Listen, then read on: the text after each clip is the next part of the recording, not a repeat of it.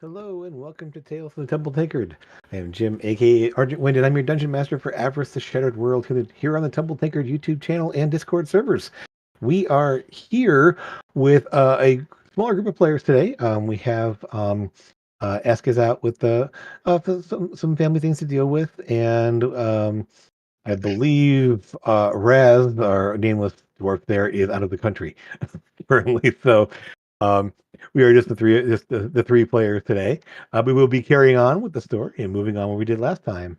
Um, the group had scouted out and spotted a massive amount of fire along one of the hillsides at the southern edge of the human lands, now known as the wastelands.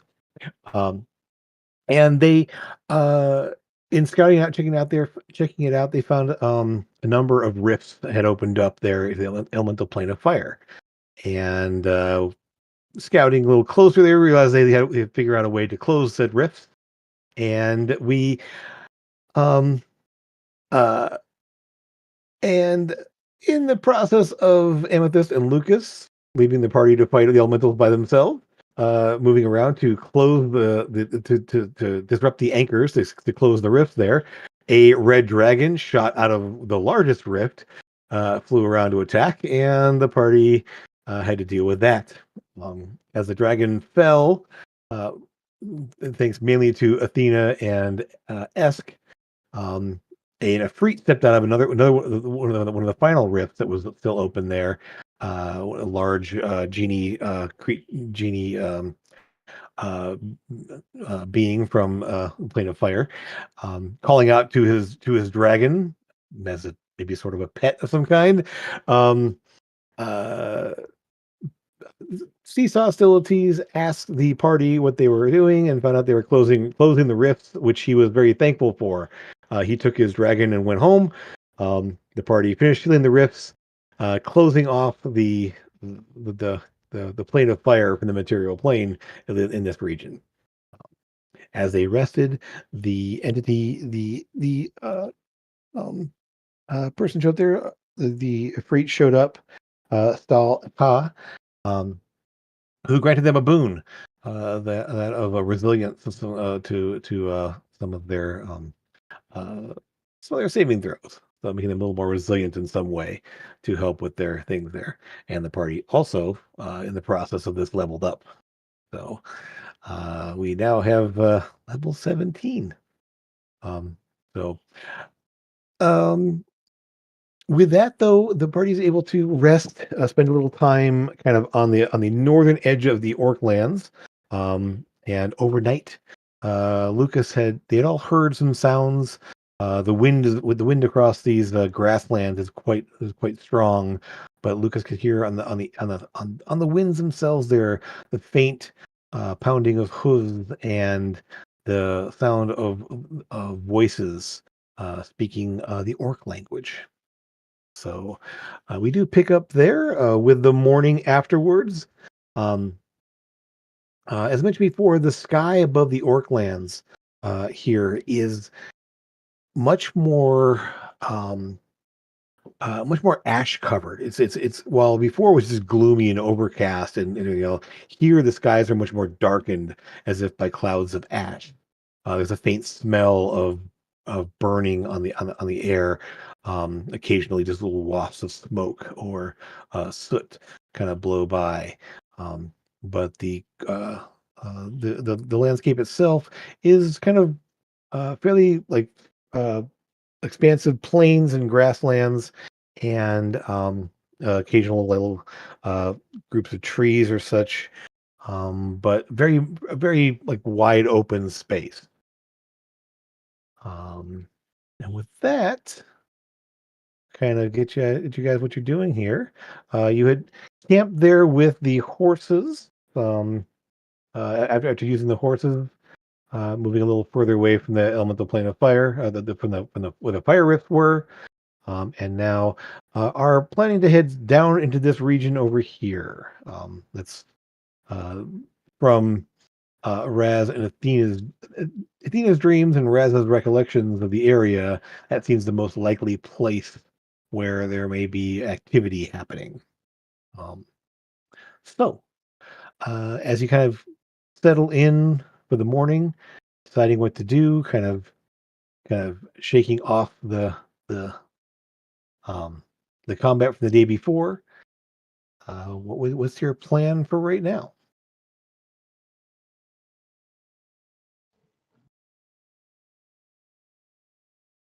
We're gonna get up, and we should start moving. We got long rested, didn't we? What was that?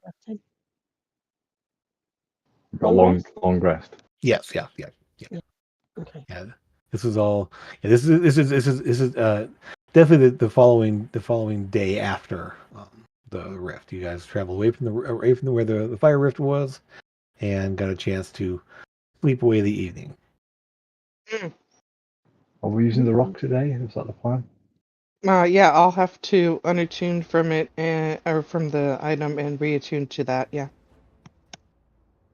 Okay.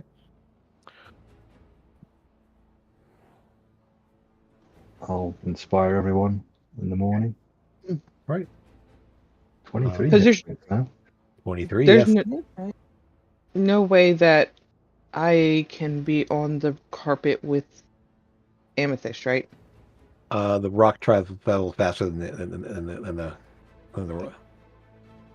carpet anyway. Mm-hmm. Cool. You do know, and yes, eventually Amethyst couldn't carry someone your size with her. I mean, you could ride on it instead of Amethyst, but you wouldn't be able to ride both. Yeah. You know, Amethyst could take Esk. I could shrink you down, but I'd have to recast it every hour. Every minute. Is it a minute? Yeah, it's only a minute. Reduce is only a minute duration. So Right. Okay. I know it's at will with the staff, but that's a lot to keep track of. Yeah, but that's a lot of casting. Yep. Yeah, a minute. Okay. All right. Figurine is reattuned. Okay. So you guys mount up and get up on the rock there, kind of take to the skies. The rock, because of its has sort of a dark coloration to it, at least. It does from the ground is a little less visible than it would be if it was a giant white or giant eagle-like creature. But it's able to fly up fairly high as well. As you start to travel kind of south, you will spot some things off in the distance. First of all, within probably an hour or so of taking to the sky and moving along, you will spot a large group of riders. Hard to say exactly what you're looking at there, but there's definitely, and by large group I mean like 100 or so, traveling all together there, kind of heading probably in a kind of a southwest direction. I'll kind of point out the map here where that would be, kind of around this direction. So he's going to see kind of like moving sort of away from you and further inland. So they don't seem to notice you because you're, again, flying up high. You've got a dark coloration against a dark sky. They don't seem to notice you flying there, and you spot them from quite a ways off. They're not easy to they're not hard. They're hard to miss because there's so many of them. But it's hard to get details about them other than the fact that there are a large group of riders, like 100 or so. Probably orcs. Yeah, we heard. Let's see a way to give it with a spyglass or some way to kind of look up closer at them, other than with the fact that they're riding on horses. There's about the details you can use without getting closer. But you realize getting closer would mean they could probably see you.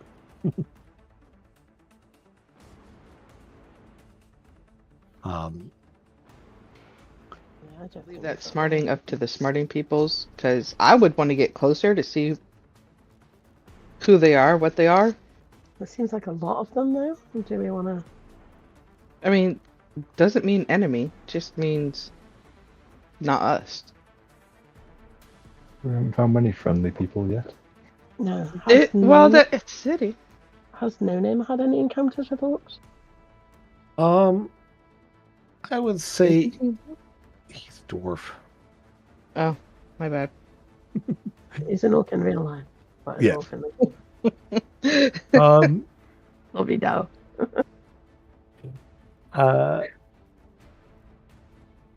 I would say he probably hasn't had a lot because he didn't travel further down into these lands. He did travel on the coastline a bit there, so would have seen some of them. They tend to be large, muscular. I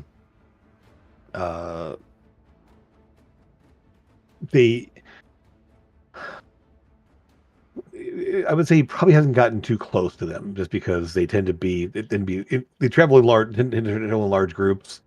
So again, one person stalking along there, trying not to be noticed, wouldn't get close enough to be spotted by them. Which means again wouldn't see them in great detail, other than big, lots of them. They tend to ride around on the horses a lot. I would say he might have seen an orc or two that had maybe aren't with the group. The traveling kind of isolated, and they're as orcs. You've never seen a full-blooded orc, but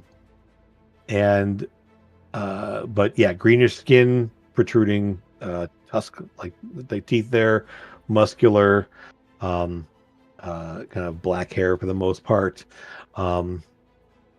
horns, kind of a and You had me until you said horns. yeah, what he's got thinking back, kind of looking over there. What are the kind of like orangish, kind of fiery looking eyes?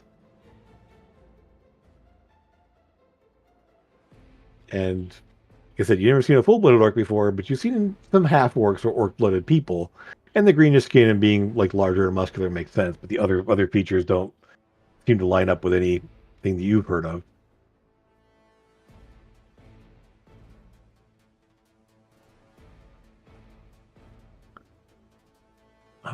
So, do we want to go and talk to them?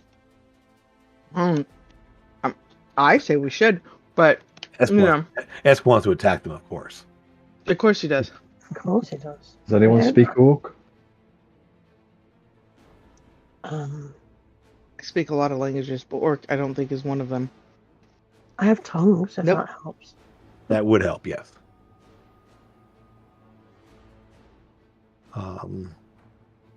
Just a quick thing. Does anyone among you have any sort of like clairvoyance, clairaudience kind of thing, or any sort of remote viewing or remote sensing abilities of any kind? It's been a while, and I'm not sure what you picked up on your new level. So I only got scrying, but yeah, that wouldn't help. I mean, technically, you could scry on someone a mile or so away. You could. But technically, you could use that. Because I want to scry there.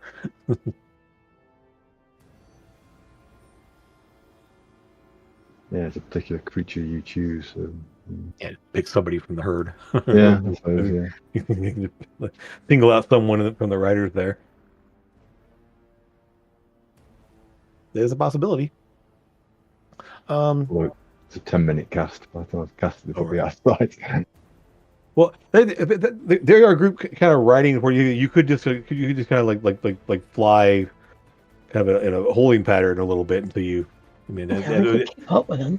That'd be easy enough. Yeah, they're not like charging crazy. They're just riding, and so it's you don't really see any sort of a. They're not charging towards something as far as you can see. They're just riding in a direction, riding to the southwest.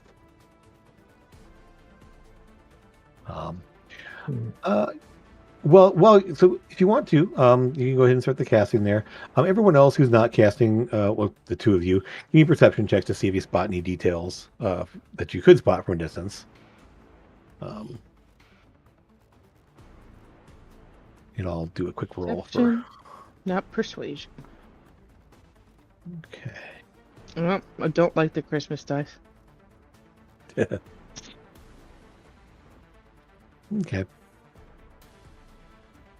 And I will just roll a quick save from an orc here. What does that look like?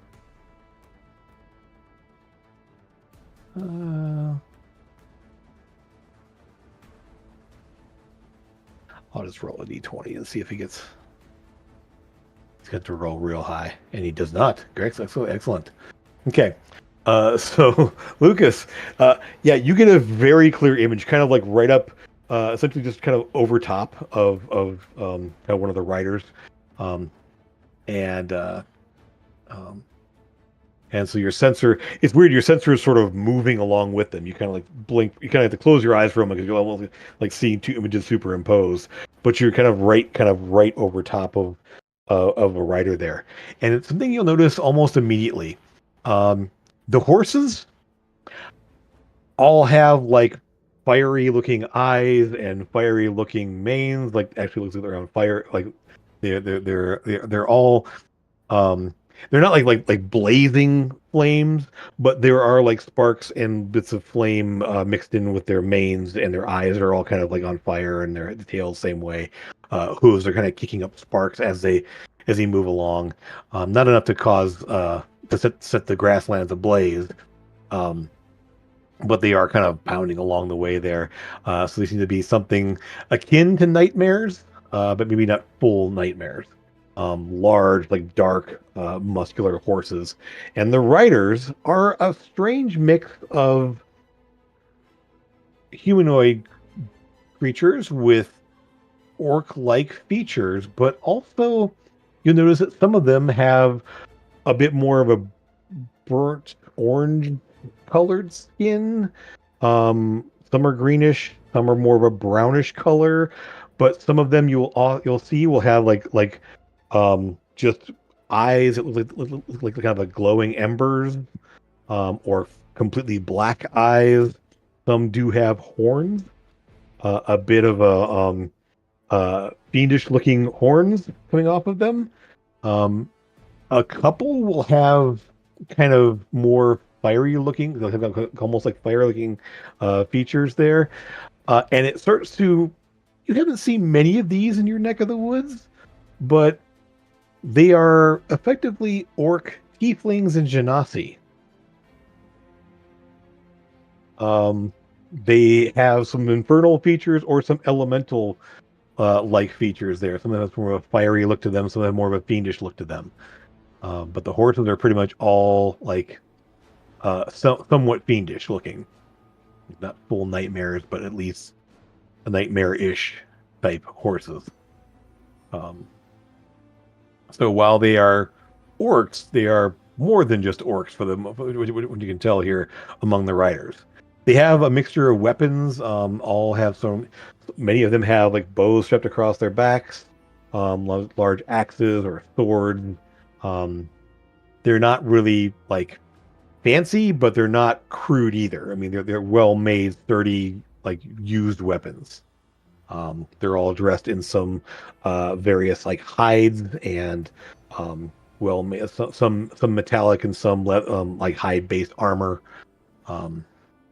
and all seem to be kind of charging along there. In the time you are observing there, you will hear them speaking, and you realize that there's a mixture of words being spoken amongst them. Some you recognize as orcish, so you can't understand it. You can at least like pick out words, a couple of words here and there that you recognize are orcish. But some are also speaking infernal, and some, I believe you do speak infernal, don't you, or abyssal, one of the two? Abyssal, I speak. Abyssal. Okay. Use Manatech item and cast tongues. Well, this is through a scrying sensor, so you can. Yeah. Yeah. Like a cast on Lucas. I mean, it's enough to know that, again, you're not gonna be like delved and you just from the context of what they're kind of like, oh, keep riding, and or like any sign of enemy, and it's just like quick barked phrases and stuff like that aren't really like the ones, like they're not like having conversations while they're riding. Just really people barking out commands or calling out things. So yeah, it's a kind of a mixture of orcish and infernal. Which I mean, abyssal has this as a similar thing there. So you realize that it's again enough to recognize a word or two or here and there. But that's what you see among the riders, and they seem to be heading as you watch from above there. They are heading kind of again southwest. Just and I mean, and they're not moving fast; they're just riding in that direction. Um, Athena, even with a 12, you will notice that they seem to be because a group this size is going to trample down the grasses pretty well. They seem to have come from the south kind of on the coast there, and are now heading further in. So they're kind of taking a path similar to this.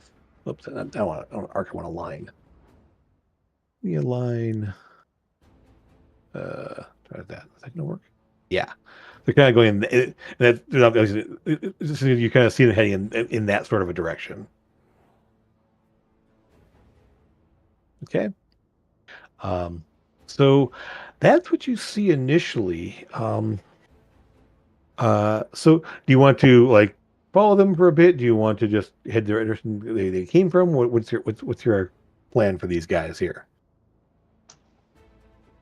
I think maybe that they had some kind of an agreement with the fire elementals. Well, if they're all sort of like fiery and stuff. Oh no, they're not. They're like tieflings and No, elemental. you said. Yeah. Okay. I think we go where they started, see where they came from. Well, I can keep concentrating for 10 minutes and follow for 10 minutes. All right. Well, in that case, okay. We'll call this then.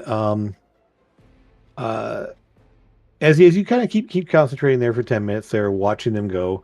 They're making decent time, kind of tearing along the way there. You will at some point, we'll just call it. You will spot a little like red-skinned like thing kind of blip into visibility nearby one of the riders ahead of the one you're scrying on. Kind of blips in there and like speaks something to one of the riders above there, and then starts pointing off in a direction there. You realize it's more to the west, and they all sort of like start yelling out words and they see that they will start to turn from more of a southwest to more of a directly west and start bending toward the north a little bit. So they're kind of doing what is kind of like an that F. line right there. They kind of do this, and now they're kind of bending this way and starting to go that direction. Just it's more exaggerating because obviously that's a lot of distance there to cover, but that's sort of the path they're taking. So they were going southwest, they're kind of turning west, and they're starting to turn back north again there. Shouldn't travel southwest. They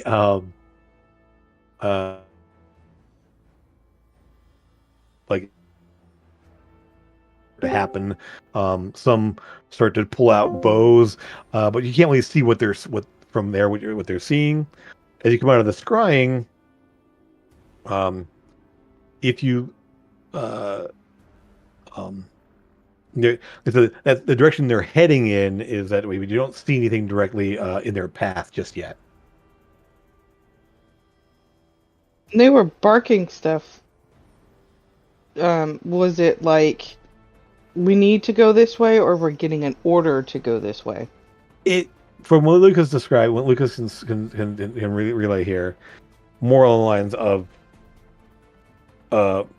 you recognize the creature. It's an imp popped out of invisibility there, like reported something in. You couldn't really hear it. It was again pounding of hooves somewhere ahead of you.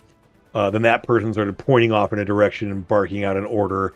Couldn't quite understand it exactly, but the obvious thing of like that way kind of thing. And then the whole group started to turn that direction. Did it look like the imp was reporting in, or the imp was telling them where to go? Give me a insight check to see.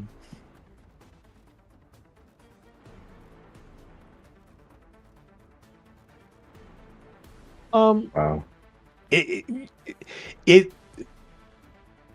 could be either. It's one of those things of like, I mean, you could, if you had heard the words, then you would have been able to there, but more just like they're pointing off in direction there. Again, whatever he said, it did make them turn, so it could have been either way. Yeah.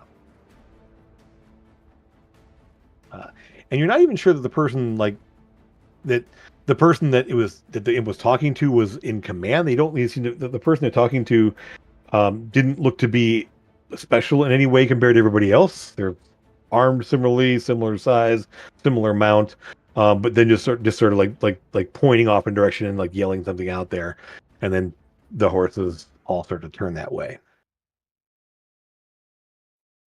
Do we want to go check it out? See what's going on?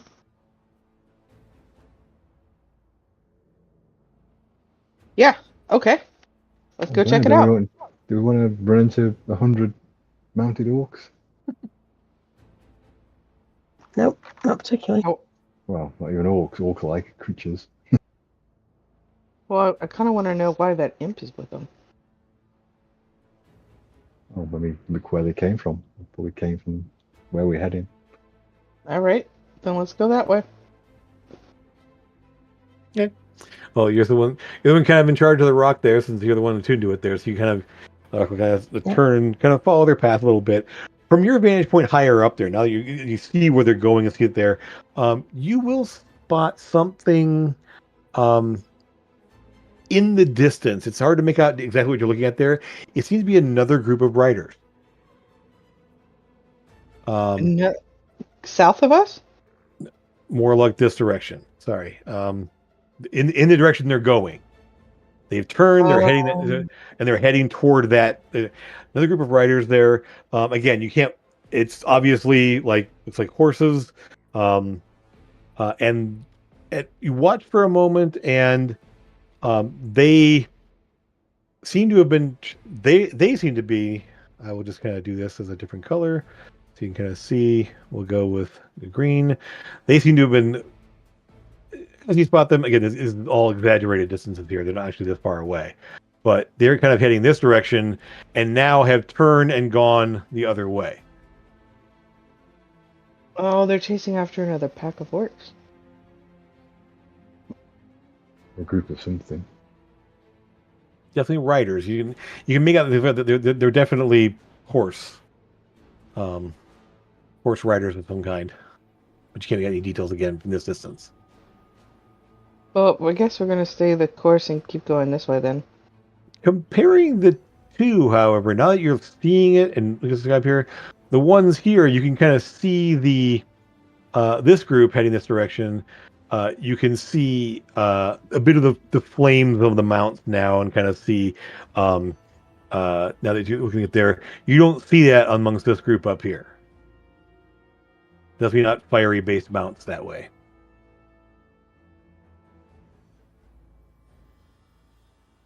You don't see licks of fire along the hoof, the manes or the tails or anything else like that, and they are moving away from them now.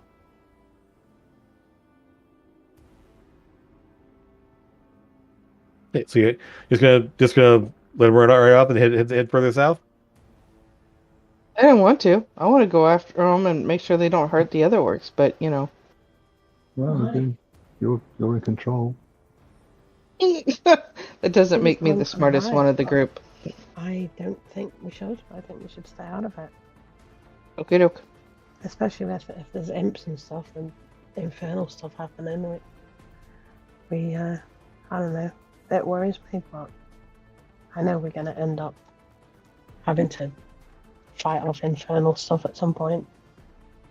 But I don't know. There's such a lot of them.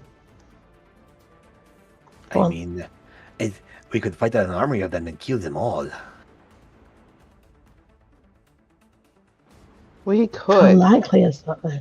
But also, what about? I never do the accent right. Don't even try. Maybe try to do accent. So I'm not going to try. Mm-hmm. Also, maybe friend of enemies of our Friends, enemies of our enemies could be our friends. Frenemies. Well, Yeah. we don't know if they're running from these folks, and these folks are all infernal.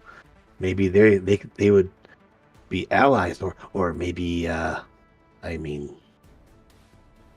That makes sense. know more about. We know nothing about these people. Let's go after him then. I think we should go after him. Right here. Yeah. Okay. Okay. So I'm gonna steer the rock toward that group. okay, and The you're yellow flying light. high enough there, and these guys are now obviously focused. They are riding in a direction there. As you're riding high enough there, you can see the other herd or other group of riders off that direction there. Give me perception checks to make out details about the other riders. All of us? Sure, yeah, you were all in that direction, like as you're riding and see what you see. Guts. Wow. Okay. Wow. Lucas, what's going on? Right, I'm going to cast a spell. Okay, We're okay. We're okay. There you go. you're all good there. Oh, nice. Okay, Lucas. Oh, ninth yourself? level spell slot? Okay. Okay. All right. So Lucas, you immediately sort of pick up a little.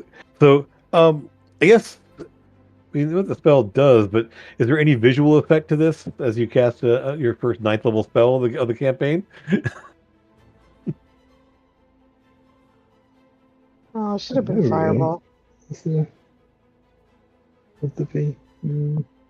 I don't think a fireball's going to have that much effect on infernal things. No, it won't. At the very least, you're feeling differently as you see this charge of energy and stuff. Probably almost lights up a little bit and a bit more perceptive, a bit more. Okay.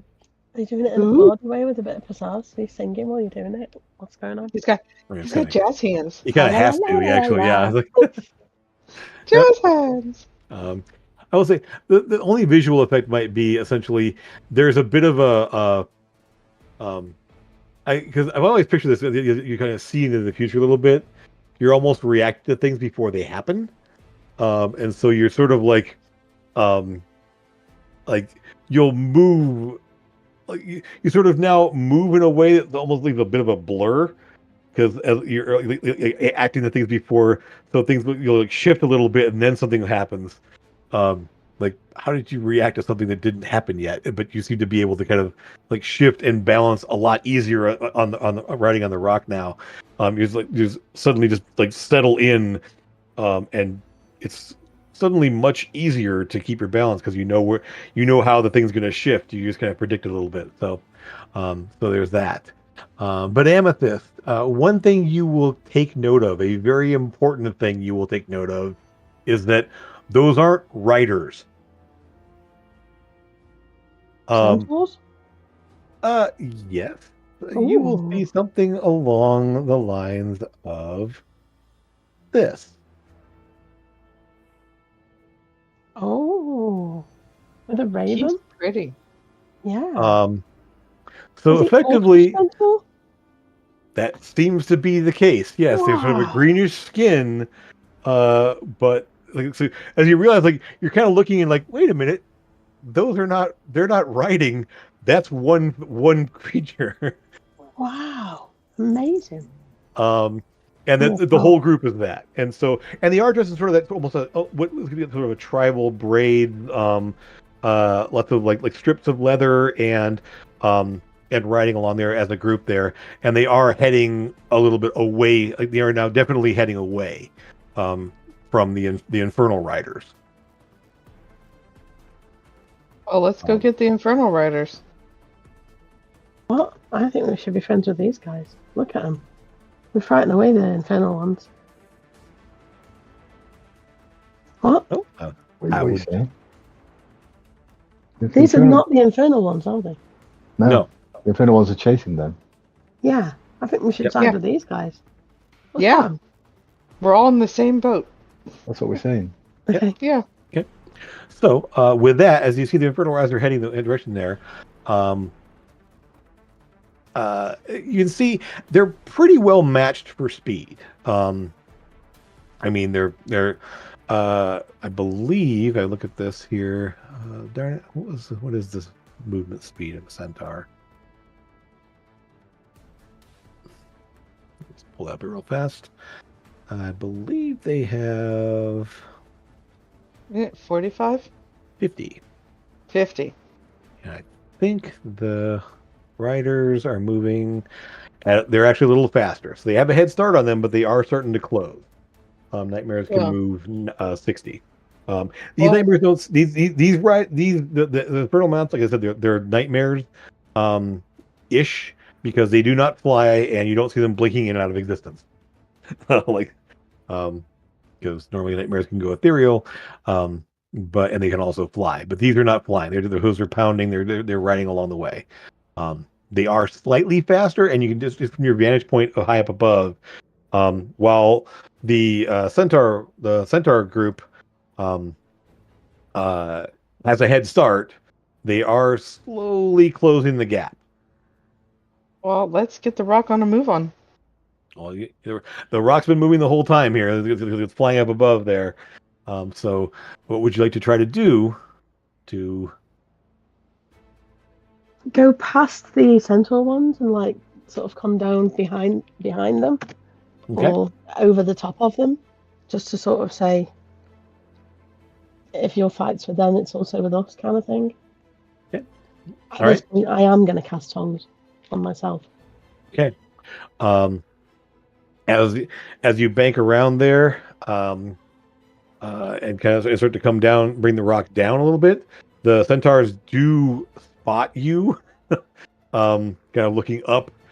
They do scatter a little bit there, kind of like thinking, what now? That mission, the idea of like, so they kind of spread apart there, and then you. We mean you no harm. Are you gonna talk to them, or are you gonna drop down? Okay. I'm gonna shout, "We come in peace. We're allied. We're on your side." And can you stop them? And one of them kind of points.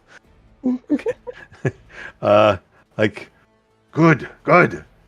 And they sort of like they keep going because they don't stop because you'll see there's about 30 or so of them, so they're outnumbered well over 3 to 1.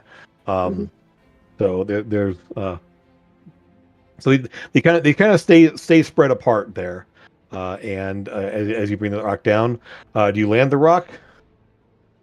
No, it's gonna be a dip and dash. Yep, he's gonna get low enough first to jump off, and we get off safely. And he's gonna go, and I'm gonna direct him to find a rock of some kind and throw it at them, or go have dinner. Whatever it would be to help thin out. You want them to attack? Yeah. Dive bomb them, pick them up, eat it. I don't know. Just leave the good ones alone. Okay. You're gonna point at the group here. Attack. Yeah. Okay. At this point, as you bring the rock down, you guys hop off. The riders here will at this point sort of like scatter apart, and just like bows come out. They start firing, and the rock will take a little bit of damage here and there, but they're not going to be able to. I mean, he's big enough that like take a couple of shots, but nothing's going to happen. Nothing more is going to happen. The rock will pounce on a couple, scatter them, start biting and tearing apart there, and it's rather gruesome as it's large enough there. They scatter everywhere around it there and spread all out. So as the rock is doing its thing here, what are the rest of you doing? Go ahead. Focus on the ones in charge and just scream, "Back off or you're all gonna die." I guess effectively, while some will sort of like again sort of like pull up a little bit, they're kind of like looking back at the rock and kind of looking at you. Rock in a hard place, yes. They basically, you see that most of them are going to steal themselves there and just start firing at you guys. So if you wanted to do, while some will sort of like peel away and kind of head off direction there, they do scatter a bit. Effectively are slowing them down. They're not interested in pursuing the chase at the moment here, as they're now dealing with a massive rock and all of you. So you scatter them a bit. How about the rest of you? I'm going to ask Lucas to point out the guy that had the imp, and I'm going to target myself on him. Hard to spot it. I mean, again, you were scrying on someone sort of in the middle of the pack, and they are now scattering, and there's a rock in there. The confusion there. He wasn't like wearing a specific like headdress or anything else like that. It was like literally just a guy in the middle of the pack there. All right, then I will just look at somebody, see if he looks like he's in charge enough, and then just go attack him. Sure. I mean, you lay in there. Let's just go ahead. We'll just pop out a couple of. Let's just. It shouldn't really matter. So you go waiting in there. Give me some attacks to see how impressive you do. I'm gonna. Although I don't expect it to do much, I will drop a fireball and see. Sure. I don't expect it to hurt the horses, but I'll see if it will at least hurt them, or if it's just completely immune. Okay. All right. So definitely good attacks there. Good attacks. Yeah. Yeah. So some solid attacks. So I would say you kind of carve into the rider and the horse. Lucas, the fireball doesn't do a lot. They're spread out a bit, so you're hard to get a bunch of them. You manage to catch a cluster there. The guys take some damage, but they seem to take damage, but not as much as they should. So they're probably resistant. Also, at least a few of the horses are able to kind of bound out of the way of it. They kind of direct the horses. They're obviously, as you're now down looking at them, these guys are really skilled riders. Like they are directing these mounts there while firing arrows, and everything else that like they're basically directing with just their knees and stuff, while shooting a bow and doing all of that. So these guys are really, really well in tune with their mounts, and they're just like scattering around, moving every place there. So you do some damage, and they definitely scatter from the there, but not enough to take anybody out. So Amethyst, come back around to you, as they sort of effectively are at this point sort of riding like, and they seem to be like kind of swarming around you almost, like kind of like starting around there. But again, the rock is carrying through a bunch of them in the back of the group there. And so what would you like to do now that they're coming toward you? I'd like to get on my carpet. Sure. And I don't know, what do I need to ask him? Like, what's the issue here? What's going on? Why are you chasing these people? Okay. Let's see. Who's willing? So as you hover up above one there and start yelling down at them in their language because of tongues, they will yell back. We are chasing prey. You are now prey as well. Although the second line is that was met with a little less convincing as he's seeing you flying on a massive bird that's tearing apart a bunch of their folks. Watching Athena just tear into them with the axe, fire lashing out at them. But that's basically the response you get initially.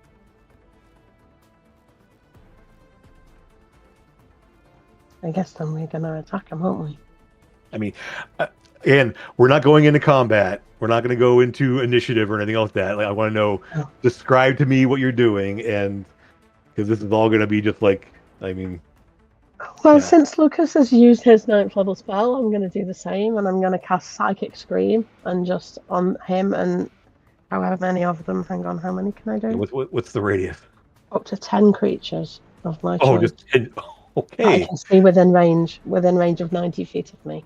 So Okay. You can pick him out and a. his ones who Yeah. look like they're more important than some of the lackeys. The It's ones hard who to. There's really no standard. lackeys among them. They're all burly riders. You don't see anyone who's like standing out as the leader per se. Some of the ones who are not spreading out, then let's say the ones Sure. who are Well, the one yeah, who spoke to me, and then the ones near him.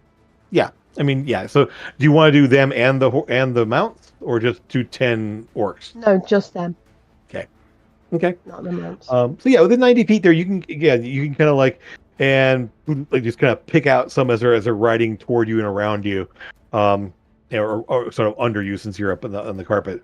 Go ahead and put that in the chat there because I want to see what the spell. See how much damage it does. 61. Wow. Jeez. 57. Oh yeah, it's 61 psychic damage. Yeah. Okay. And yeah, I was gonna say, not high intelligence among them. Yeah. Not a very high intelligence at least. Is it higher than 2? Yeah, much. Okay, Yeah. because if it's They're all average intelligence, but there's nobody like an 18 intelligence or anything. There's no wizard if it's among 2 or them. below, it does nothing. Yeah. Let me see. Maybe that might be. Oh, the mounts are actually a little smarter than that. So, okay. But regardless, I mean, so you just pick out 10 of them, and they just scream. And they just topple off the mounts. And a bunch of the riders that see this happen, they all sort of like pull back on the reins there and sort of like move, and everyone that's in view of the 10 riders who just suddenly just drop, they just kind of panic and pull and just like go everywhere. They have no clue what happened, and it's all psychic, so it's just in their head, right? Have you read the spell? It says if the target is killed by this damage, its head explodes. Okay. Has one. Yeah, I didn't see that part of it there. I Oh, was going to say that. Bernie. Oh yeah. So 10 heads just go poof. Very Pop. ambitious. Yeah. So they just scream. The horses will rear back as their riders suddenly scream there, and their heads explode. If there's anyone not dead, they are stunned. These guys are not like really high level, so even half damage on that would have killed them. Okay, good. They have about 30 hit points each. So, Heads explode. Confetti comes out.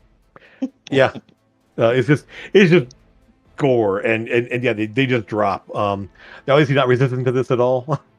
I would kind of like to scream as I cast it, though, so that they know that it's me who's the monster. Oh yeah. Well, I mean, whatever you're doing, you're casting the spell at them. It's only a somatic component. It's not even. Well, it's not a verbal. It's just somatic. See, you just kind of wave your hands out there. You scream at them. It's not part of the casting, but you're just kind of waving your hands out there, and then 10 heads explode, and they all just drop. The horses then kind of like run off in various directions. Some rearing up there. The bodies topple off the saddles. Some of the bodies are still in the stirrup and kind of dangling off the side there, being like dragged along, bounced along there. It's gruesome. Insult to injury. Anybody else want any? Yeah, it's pretty ugly there. Athena, you just gonna keep wading in?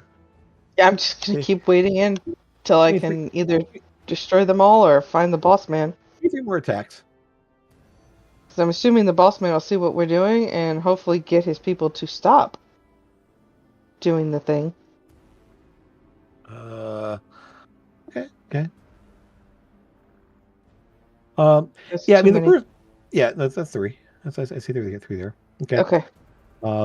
Yeah, the first is not exactly solid, but the next 2 just get better, and essentially you kind of like clip this one, clip another one there. The last one you sort of like just slash across the leg.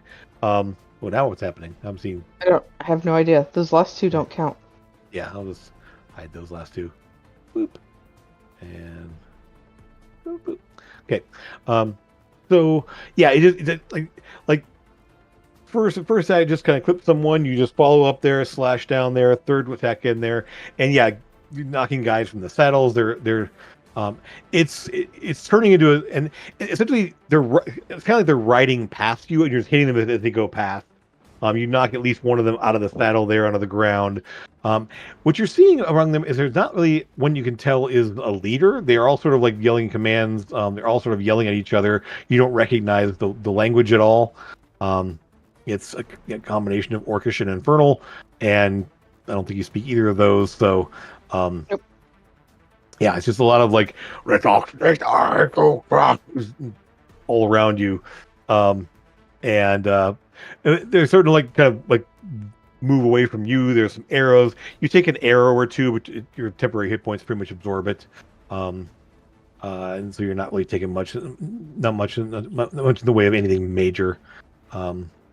I imagine if Athena could rage, that's what she would be doing right now. Yeah, but you just sort of like you just settle into your just the axes just whirling around, taking out there. Yeah, I'll say the one that Amethyst points to and kind of you look at there. This one actually has some impressive looking horns, like wrapping up and around, and the eyes are just kind of this glowing, like kind of reddish orange. And big old tusks sticking out there. Again, not really like he's like dressed any different than the other ones. He just has a little bit more of a fiendish look to them, as you can tell. But yeah, let's see. Try one thing real quick. I want to see. Come on, where's my monsters? I need. Do that. What about smashing heads in? I think you should smash his head in and said something about your mum. Yeah, well, look, yeah. I responded. My axe goes from one-handed to two-handed now, Jim. Okay. Now I'm swinging like a baseball bat. Said something about my mother.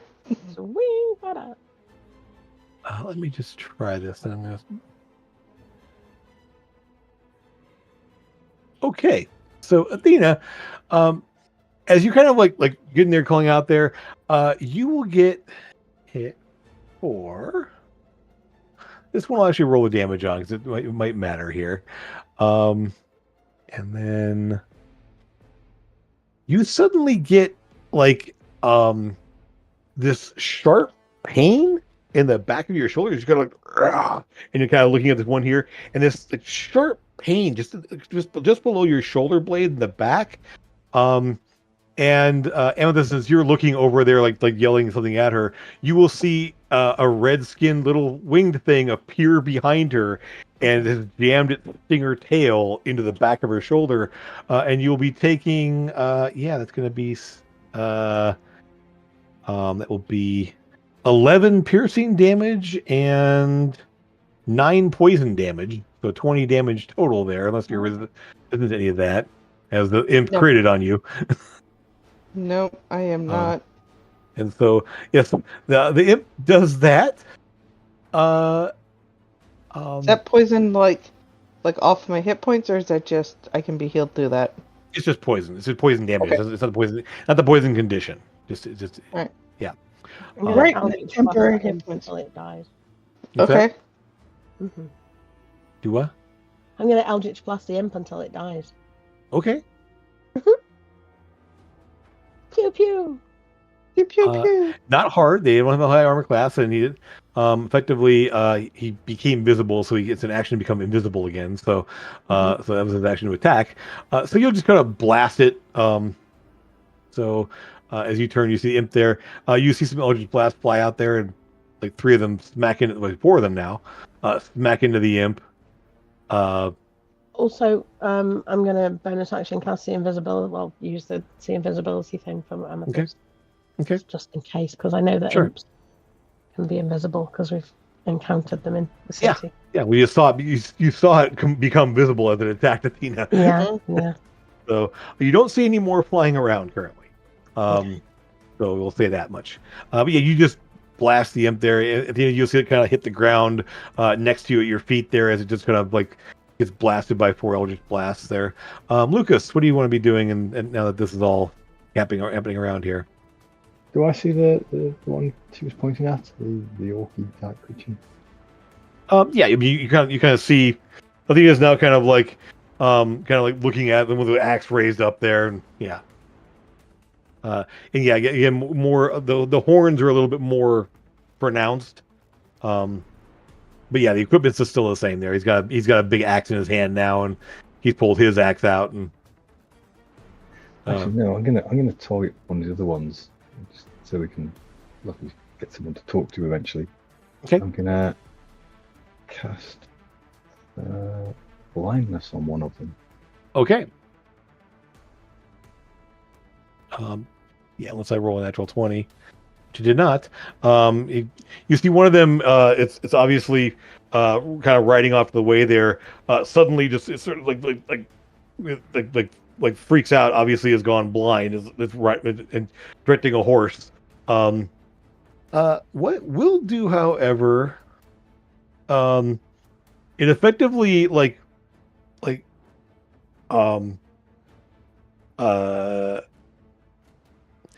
you watch him, and he will essentially stop like pulling on the reins and stuff like that, and it's just sort of like almost like it lets go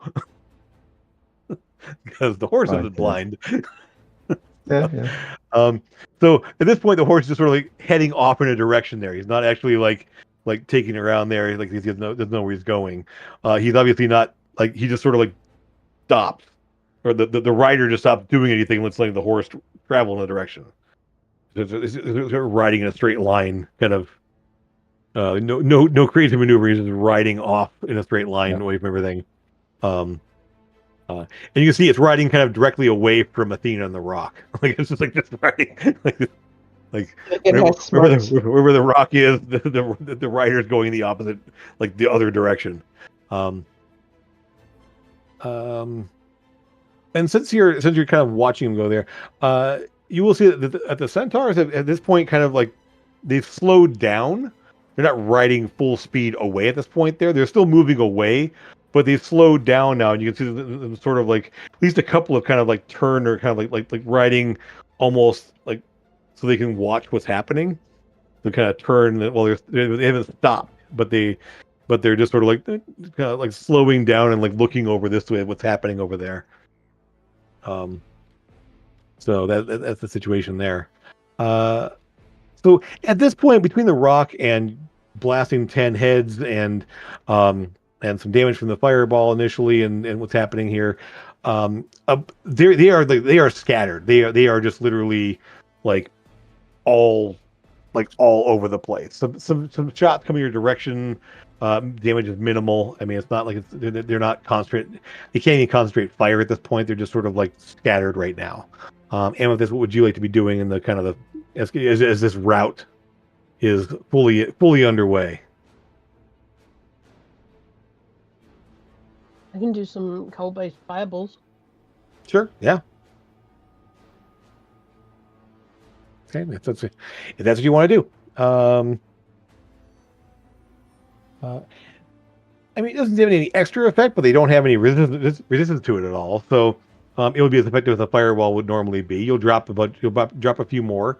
Probably not the mounts, but definitely the riders. They have about half the points of the mounts do. So a cold ball explodes off the one side there, dropping a few more riders. Athena, how about you? I'm going after the guy. She said that said words about my mother, and I'm going to attack him a couple of times. But if he's down enough for me to subdue him, I want to subdue him. Okay. Go ahead and give me attack rolls. Actually, give me 2 attack rolls and a grapple. Just athletics check. Oh, that's a crit, isn't it? Which I don't. It's coming. Yeah. Okay.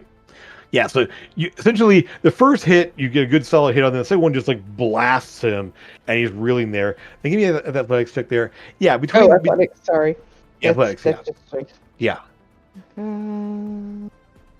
Athletics, not acrobatics. Yeah. Oh, it's about the same. Okay, that's fine.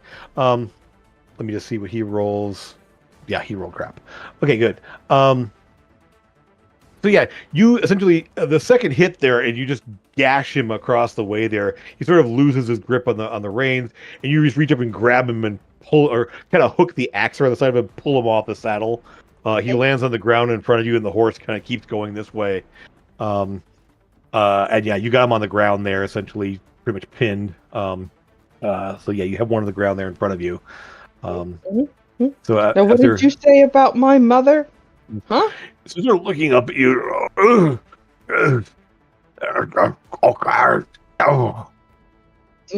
Yeah, I don't know what he said. Yeah. I'm gonna put my foot on his neck so he doesn't move around too much. Yeah, he's essentially he's pretty badly hurt. Between the second hit, especially and the fall off the horse there, he's pretty messed up. So with a cool ball going off there, a rider down there, Lucas, what do you want to do next? Yeah, I'm very successful in getting one of them. I will try. 60-foot range. I'll try and cast this on one of the riders. Okay. Oh no. We'll just Constitution. They're pretty good Constitution. Let's see. I will say, since they are in a saddle and have reins in their hands there, I'll give them advantage on the saving throw. It won't help them that much. Nope. Okay. So you see sort of one, you kind of like the levitation kind of lifts him up, and like at first he's trying to like keep his feet in the stirrup, and trying to but they kind of slip out as he's holding onto the reins, and then you kind of lift him up enough that as the horse is moving away from him, he's trying to hold on to it there, and it gets kind of pulled out of him. So you have a rider kind of lifted up into the air at this point. And with that, between now the Rock plus Raz and Esk, who are with the Rock, we'll just say, have just torn apart the back half of this group. Between the Rock's attacks, which are just going to be devastating to them, and Esk tearing around through them. Essentially, the riders at this point are scattered. They aren't all dead. Some are riding off. They're just scattering to the four directions now, just starting to just like tear away. So there's probably about maybe 15 or so out of the 100 that are just running away. Some of the ones that have been hit by fireballs and or cold balls might still be on the ground. Some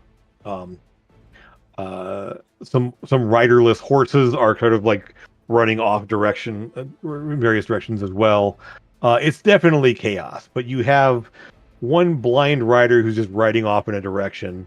You have one levitated one, and one that's on the ground at Athena's feet.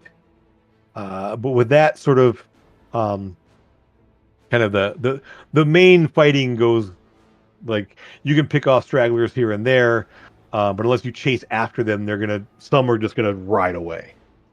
I'm gonna cast Hold Monster on one of them, so we've got one to. Sure, yeah, we have a levitated one, a grappled one, a pinned one, a blind one, and now a held one. Sure. Okay. So you currently have 4 in various stages of incapacitation. Remember in Firefly when Mel was like questioning the guys, and they didn't give him any information, so he just into the. It's going to be like that. It's going to be you give us information, or that's going to happen. Okay. Well, what are you going to ask them? Are we going to gather them up first? Are you going to read the minds first? Yeah. Okay. So yeah, you can pull essentially. Yeah, the one that unless you rein him in, the blind one will just ride off in a direction away from everyone else. Unless you want to try to drag him back, but. Well, I might as well let him last for a minute. I know the blindness. Okay, we'll just say in the direction he's heading, some of the centaurs run over and like grab that one. There you go.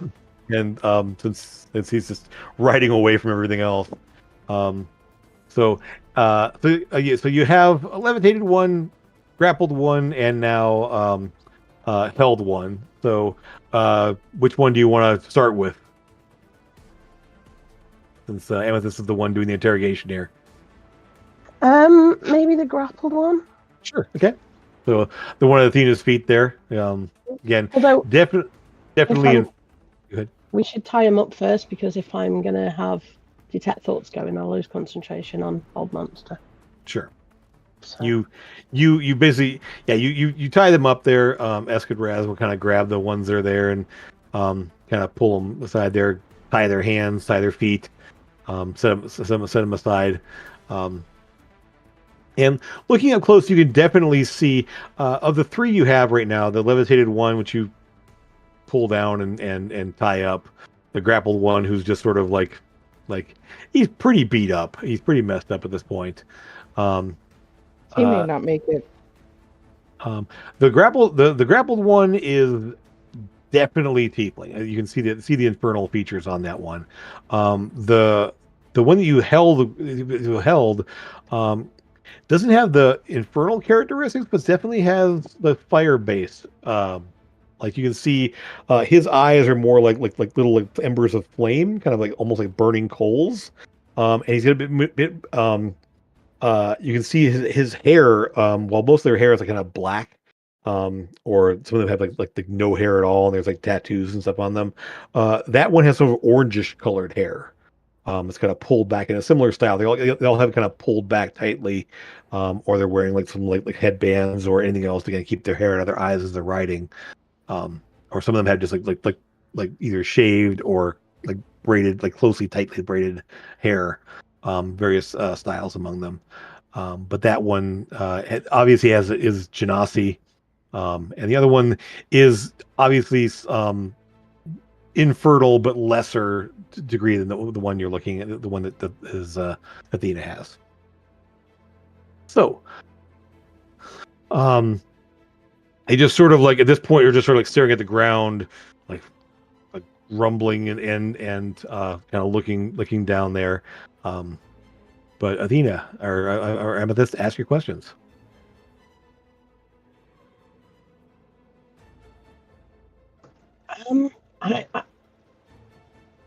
I would ask why they're attacking these people, but I think they just want to eat them. And so you don't get an impression of eating. No. Prey doesn't always mean eating. All right, I'm going to ask him then. I mean, why are you taking these people?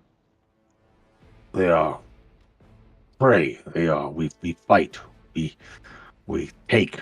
We. And you'll get images of like capturing and dragging, like dragging back in chains, kind of thing. You will get the image that there is some degree of eating involved, but not like it's not that isn't the main motivation. It's more just like these are like these guys. You realize really quickly in all their surface thoughts here love to fight. They are just like all their surface thoughts are how they want to slash and smash and shoot and chase. They love the chase. Okay. At this point, it's like his eyes kind of looking around at you and what's left and all the bodies around there. You fight well. You are strong. You are not like others here. No, we're not. Like, and he's looking at you. What are you? That's a question. What are you? I am orc.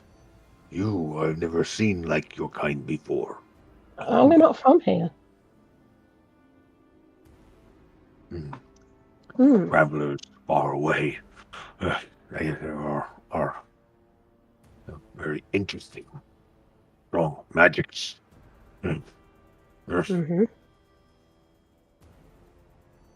Hey, you had a coin. And you're like What? All right. He just whooped at you. Just asking. What about Here's pit fiend? Seen a pit fiend anywhere? Pit fiend? What pit fiend? What? like you realize that you're using words that don't translate to him. Like, you have tongues, but what you call something and what he would call something may be totally different. And while tongues will translate, Okay. like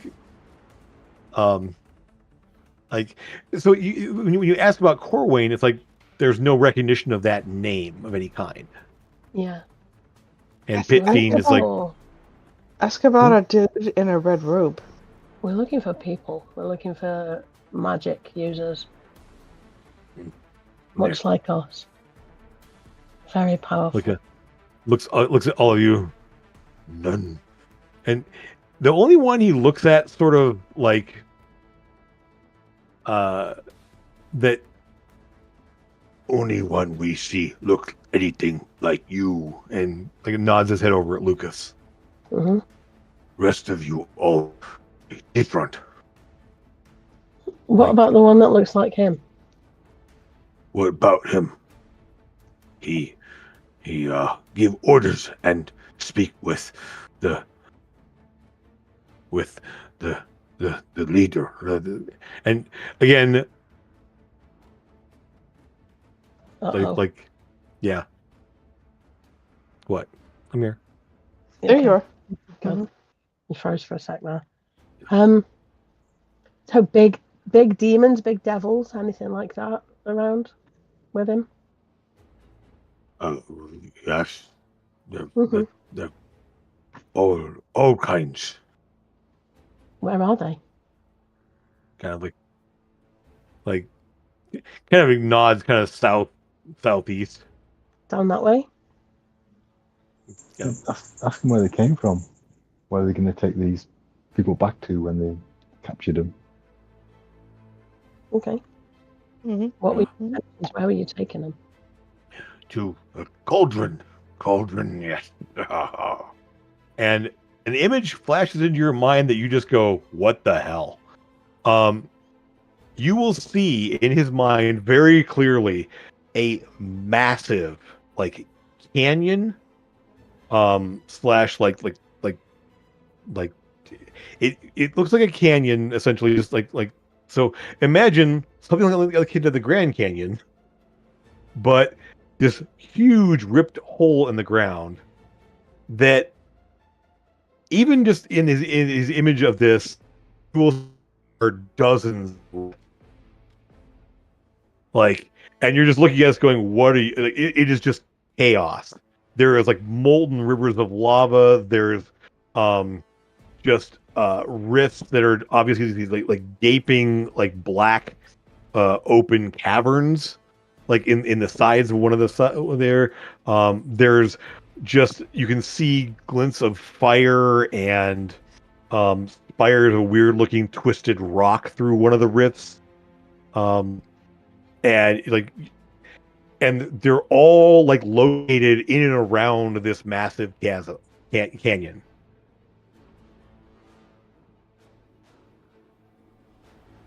And that's the And- cauldron?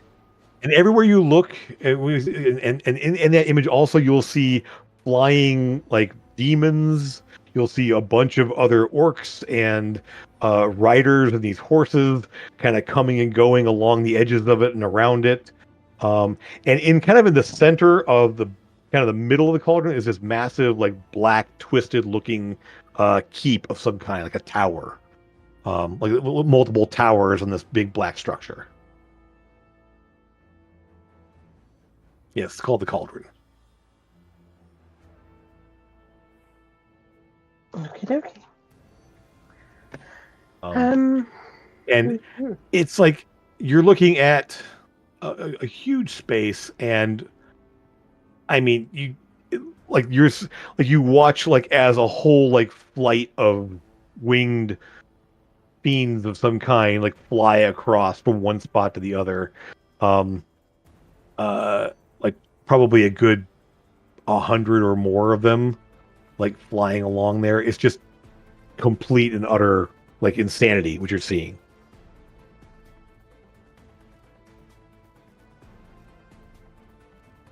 Does anybody else want me to ask anything specific? I will say telepathically. Well, what about Rary? Has he seen? If we find Anything- one, we'll find the other. No, I mean, You really think they're staying together, though? Well, I said he's only ever seen someone looking like a half elf, so probably an elf. It's true. I mean, again, you're using names he may not know, so if you can provide images of them or Can other you- descriptions of them in some way, like a person in red robe is not enough. It's like Yeah, you wear that's all I red. know. Because I'm concentrating on detect thoughts, can you do an image of both the men and the pit fiend? Yeah, I can do a minor illusion. What's Okay. it called? Yeah. Perfect. Yeah. I wanted So- to say Balrog, it's not a Balrog. What is it, the other one? So you will see him. Mm, He doesn't recognize the image you have of Rary. Like he doesn't seem to recognize. He's like doesn't know what that is. How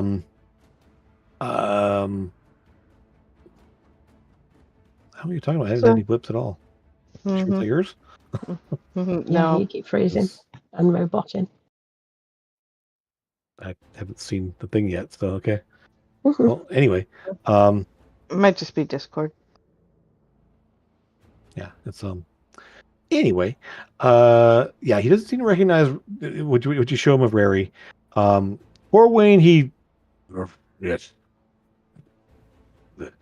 The gate master, he opens the ways.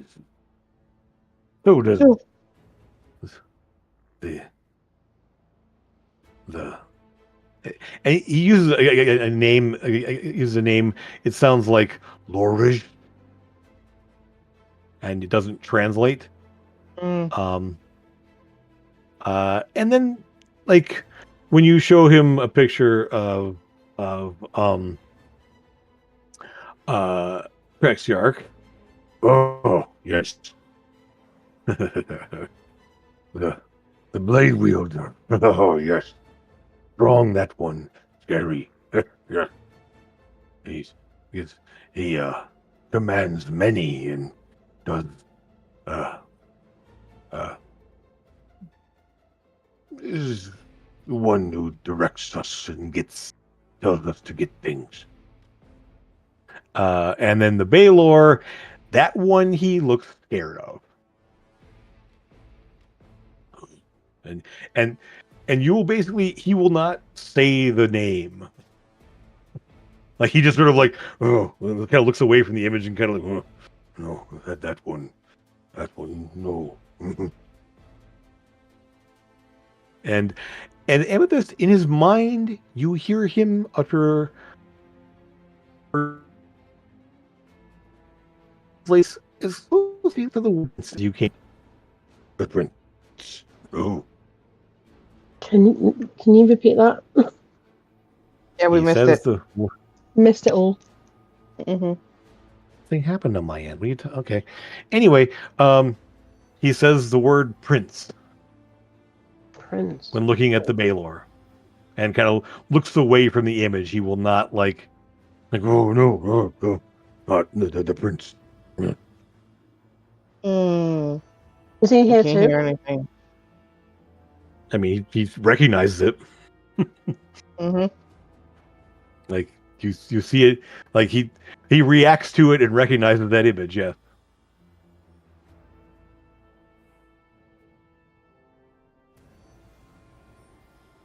Mm.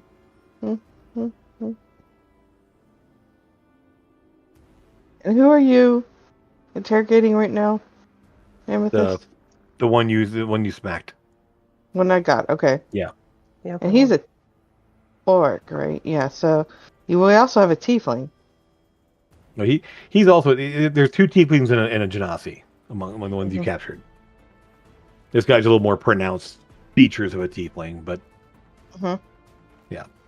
He's half orc. they're all orc. Well, I mean, half orc, half demon, tiefling. half fiend. Yep. Looking among the people that you have here, the down ones, there are no full-blooded orcs.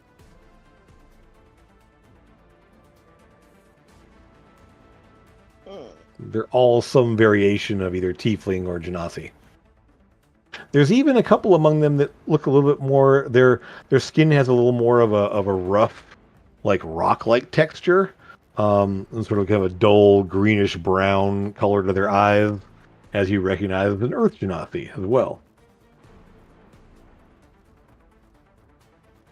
Aren't many of those over on our side. Well, you met one, Yep, one. small-sized one, but yeah. Yeah, definitely tiefling and genasi are not common on your side of the world, but they're around a little bit. All right, so can we show him a map and have him point to where the cauldron is so I can see it on the map? I mean, down there. He was yeah, looking it's down basically, there. yeah. Okay. He pointed that direction. Yeah, he would not recognize this map. Okay. I think at least one of them, if you pull the other ones aside, there, like, will sort of look at it and it's just kind of like, I mean, they're not dumb. They're just they wouldn't have seen this kind of a map before, for the most part. There, so yeah, you would probably see them kind of picking out like, and effectively, yeah, he points down in this direction, like just down there somewhere. Helpful. More information than we had. Yeah, more confirmation of what you kind of suspected there. Yep. You get the impression he's not seen much of Corwayne. Like, he doesn't know much of who he is, other than he's like he's never talked to him, never heard him speak or give orders or anything like that. He's just seen him. Okay. And the one image, because I mean, it won't be hard to push deeper into his thoughts there. We'll have at least seen at one point him speaking with the Baylor demon, like him actually like talking to him, and you can see just this thing is about 12 feet tall, huge, like was kind of like a Balrog, but it's just sort of standing over him, speaking to him, and they're just sort of like talking back and forth. No confrontation, whatever. It's not clear from the image, like if one's giving orders to another or either way. But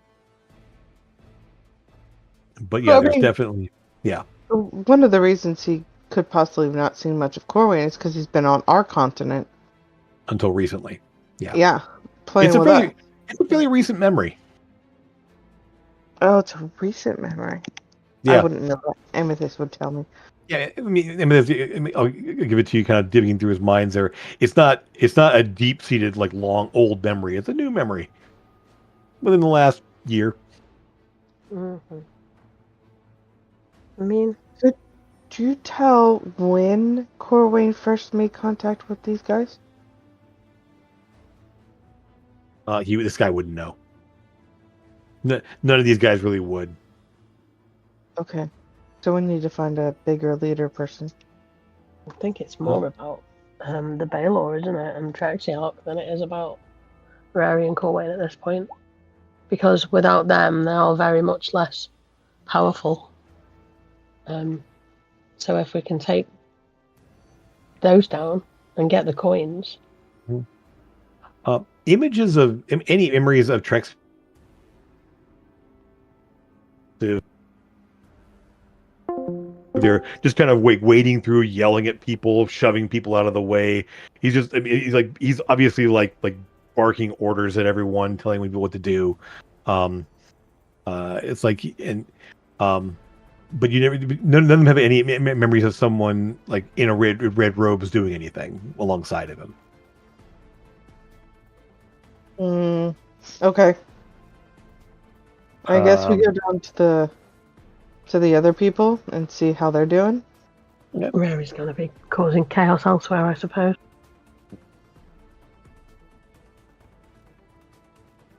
All right. So the The centaurs at this point have captured a couple guys, taken their horses, captured a few more wandering random horses that are running around. Kind of like ride them up there. They've got them like either tied up and or like under control. But they sort of one of them does kind of step forward and your assistance is very welcome. We don't normally see people helping against their kind. and he kind of like points off toward the all the dead orcs there and looks up at the rock there. Just You have a very interesting mode of travel. and Super with this boy. and with this you realize something. He's speaking Sylvan.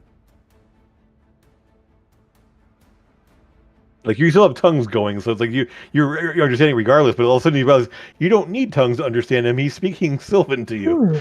Yeah. I think Lucas speaks Sylvan as well, doesn't Yeah, he? I can Yeah. So yeah, understand, so Lucas. Yeah, like you kind of blink and look over, like you realize, oh whoa, I know that language. Yeah. I'd like to say that you guys won't have any more problems from those, but I can't say that. But we are going to go and hopefully stop any more from coming through and stop as much as we can of this happening. Saw you speaking with them. We do know more information. Oh, yeah. You are obviously not from here. We may be able to assist you with information about this place. That would be very welcome. I will And you actually will kind of like call out, and yes, a bird, kind of this ratty-looking hawk-like thing, will fly down onto his arm, and he will speak to it, kind of softly there, and then send it off, and it goes flying off in a direction. You realize it kind of flies off a little bit to the almost directly, directly north a ways, and you lose sight of it because again, it's not like super brightly lit around here, so. As it's flying off there, we will make arrangements for you to come and speak with our scouts and our more knowledgeable members of our tribe. Yeah, that's good. That sounds awesome. It really does. So again, they gather up things up there. I assume you can follow from the air. Yeah. Uh-huh. Yeah, it's up there as the rock. I mean, the rock doesn't really. I mean, at this point has. We'll just say it's definitely gotten its fill of this. Is just like stepping on and chomping on like infernal horses and orcs and everything else. Is like it's gotten pretty gross over there where it kind of landed. It's no doubt has eaten, which is a summoned creature you wouldn't think would have to, but it does. Right. I mean, he has to go back to his plane when he goes back inside the thing, so, you know. So, yep. So they will gather themselves together and start riding to the north. And you guys can follow up there and follow after them. Anything you guys want to do with these guys that are here? What's your plan for the rest of these guys? Time of day now, probably it's, I mean, you guys were probably traveling for, I would say it's like mid-afternoon, like mid to late afternoon, around 3 o'clock or so. Yeah, it's hard to tell the exact time, but I mean, between your flying time and being here, and yeah, it's we still have a number of hours till sunset, till nighttime. Mm-hmm. Okay. What do they do with their prisoners? The centaur. At least one of the ones you see, they you'll just see just a quick dagger across the throat and just leave them on the ground. Like they don't mess with them. They don't drag them back with them. They're just done. Wow. It's let me see here. Let's see if any are. At least we'll see that one they actually do sort of like tie up and sort of drag along, kind of make them trot alongside there. They actually will probably take that one, cross his hands and feet, throw him over one of the horses they captured, kind of over the back of the horse there, and then drag him along that way. That one, they don't. You'll see them like kind of speak to them and based on the exchange there, only one is taken as prisoner. The rest are all just killed. So why that one? I mean, Okay. Is it a tiefling or an orc or? it seems to be one of the tiefling orcs. All right. Well, I mean, technically these are your prisoners now, so you can deal with them as you wish. Pretty much, they're pretty much at this point. They pretty much have, yeah. They Mhm. probably, I mean, because again, the rock has finished off both of the ones that were still mobile and trying to run away, and everything else just kind of like does that sort of like bird pounce, but like something the size of a building, just lands on one and squishes it, and then reaches down and like tears a part of it off, and it's just it's pretty gruesome. You don't play, but yeah, the rock will have its fill. Some horses definitely have run off. They're not all been chased down. They're not all. I mean, they've kind of head off direction there. At least a couple of riders probably have gotten away as well, because again, they just scattered, and so. Yep. Sounds about right. Okay. I mean, of the 100 or so, probably like 90 have been either captured or killed. So the 3 that you took there, what do you want to do with them? You want to leave the 3 to them, or are you going to do something with them yourselves? Do they want them? They're just gonna kill them.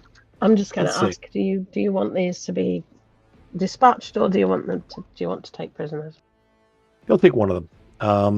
They take the genasi of the 3 there. That's the one you would pair that you would help that whole person on. The other two tiefling ones, they actually the one that Athena took down was pretty beat up there. They just kind of finish him off. And you and Did they air genasi? Fire genasi. Yeah, the only genasi you see among these guys are fire and earth.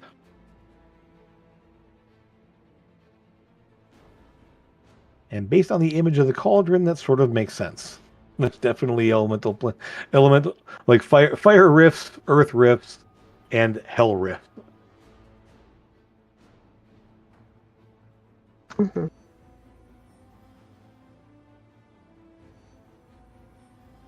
Oh, good grief! Yep. All right. So, well, if they're gonna take care of them, we'll head back with them. Okay. As you fly, as they kind of gather up there, essentially you've got about maybe a dozen or so horses and 2 captives they've taken, and you guys are piled back onto the rock and start flying off that way. Conversation on the rock on the way. Go for it. Please do. I'm just like, hey Athena, what do you think of my new spell? Your head go boom with a big grin on my face. Love the new spell. How many times can you do that? Well, Once. depending, I can actually give myself with 9 sorcery points. I can give myself another one. Oh, nice. If desperate measures and all that, but yeah, I don't really want to use that many in one go. But if I need to, That's it's very there. scary. Scary, yes. It's very, very scary. I don't know what that happened to me. Not at all. Wait, no. You Who? You Who's not? scream. That's Raz. That's Raz. Oh no, Raz- I'm not going to do it on you. Definitely not happy. No. You're Hold our on. friend. I've heard you scream before, though. Like, is it better now? Or did Mm. you use brain? Because I heard screaming, and then heads popped like confetti. Yeah. Yeah, it's good fun, isn't it? Mm-hmm. Damn, it was terrifying. Yeah. One And moment. my All eyes right, will still be. My eyes will still be like black pools as well because of the invisibility thing. You will spot again. You don't see any other imps with these guys. Nothing else invisible. Give me a perception check. Speaking of imps, that dude, he was so rude. Dirty 20. I may have made up that. I may have made that up that he said that about your mum. Just to make you Oh. angry. No, the imp, he like hit me in the spot where my muscles are so big I can't get to him. Yeah. Yeah. It's an issue. I was rude. And with this, as you're mounting up on the rock there and starting to fly away, there will be just barely catch it. An orb. Oh. Will sort of like wink out as you're flying away. Okay. And it's one of those things like you hadn't spotted it before. You were kind of like focused on looking around as you're leaving. You will spot there's definitely a scrying sensor going bloop. Okay. I'll tell the others. I've just seen one. So someone's watching. I'm guessing it's Coin. So, Cohen's watching. You lied about my mother's cooking to make me angry. An imp stabbed me in the back for no reason. You put me on the spot. You were like, "What did he say about my mum?" And I'm like, "Oh, he said her biscuits were substandard." And then you made people's heads explode. Yep. Mm-hmm. The rock went to have its fill. Yeah. Yeah, it's got a lot kind of blood messy. on it. Riding in its Yeah, claws sure. right now is kind of gross. I'll just say that right now. You might want to Well, use a we're little not prestidigitation to clean it up. Yeah. Yeah, there you go. Pew, It's pew. it's one of those weird, terrifying groups to come across. I'd And at be the same scared of time, we're very like we can't be surprised. Have I got time to wave to the scrying sensor before it poofs away? I would say, I mean, yeah, essentially, it's like you're not sure if it will spot you from where you are when you see it, but it's like, yeah, I mean, it's, I Okay. mean, Lucas, if Amethyst got new stuffs, did you get new stuffs? You used this earlier. well, you will notice actually, you all sort of notice here that Lucas is moving in a like, it's just sort of thing like where Lucas sort of like blurs for a second. Like there's like anytime like when Lucas he like reacts to things before they actually happen. He kind of and it's a little disjointed, like sort of like Lucas just seems to like as the rock moves, Lucas will just suddenly like have already shifted to compensate for the rock's movement while it's flying. Like he I mean, I would say too, since you can see a little bit into the future, would you answer a question before it actually finished being?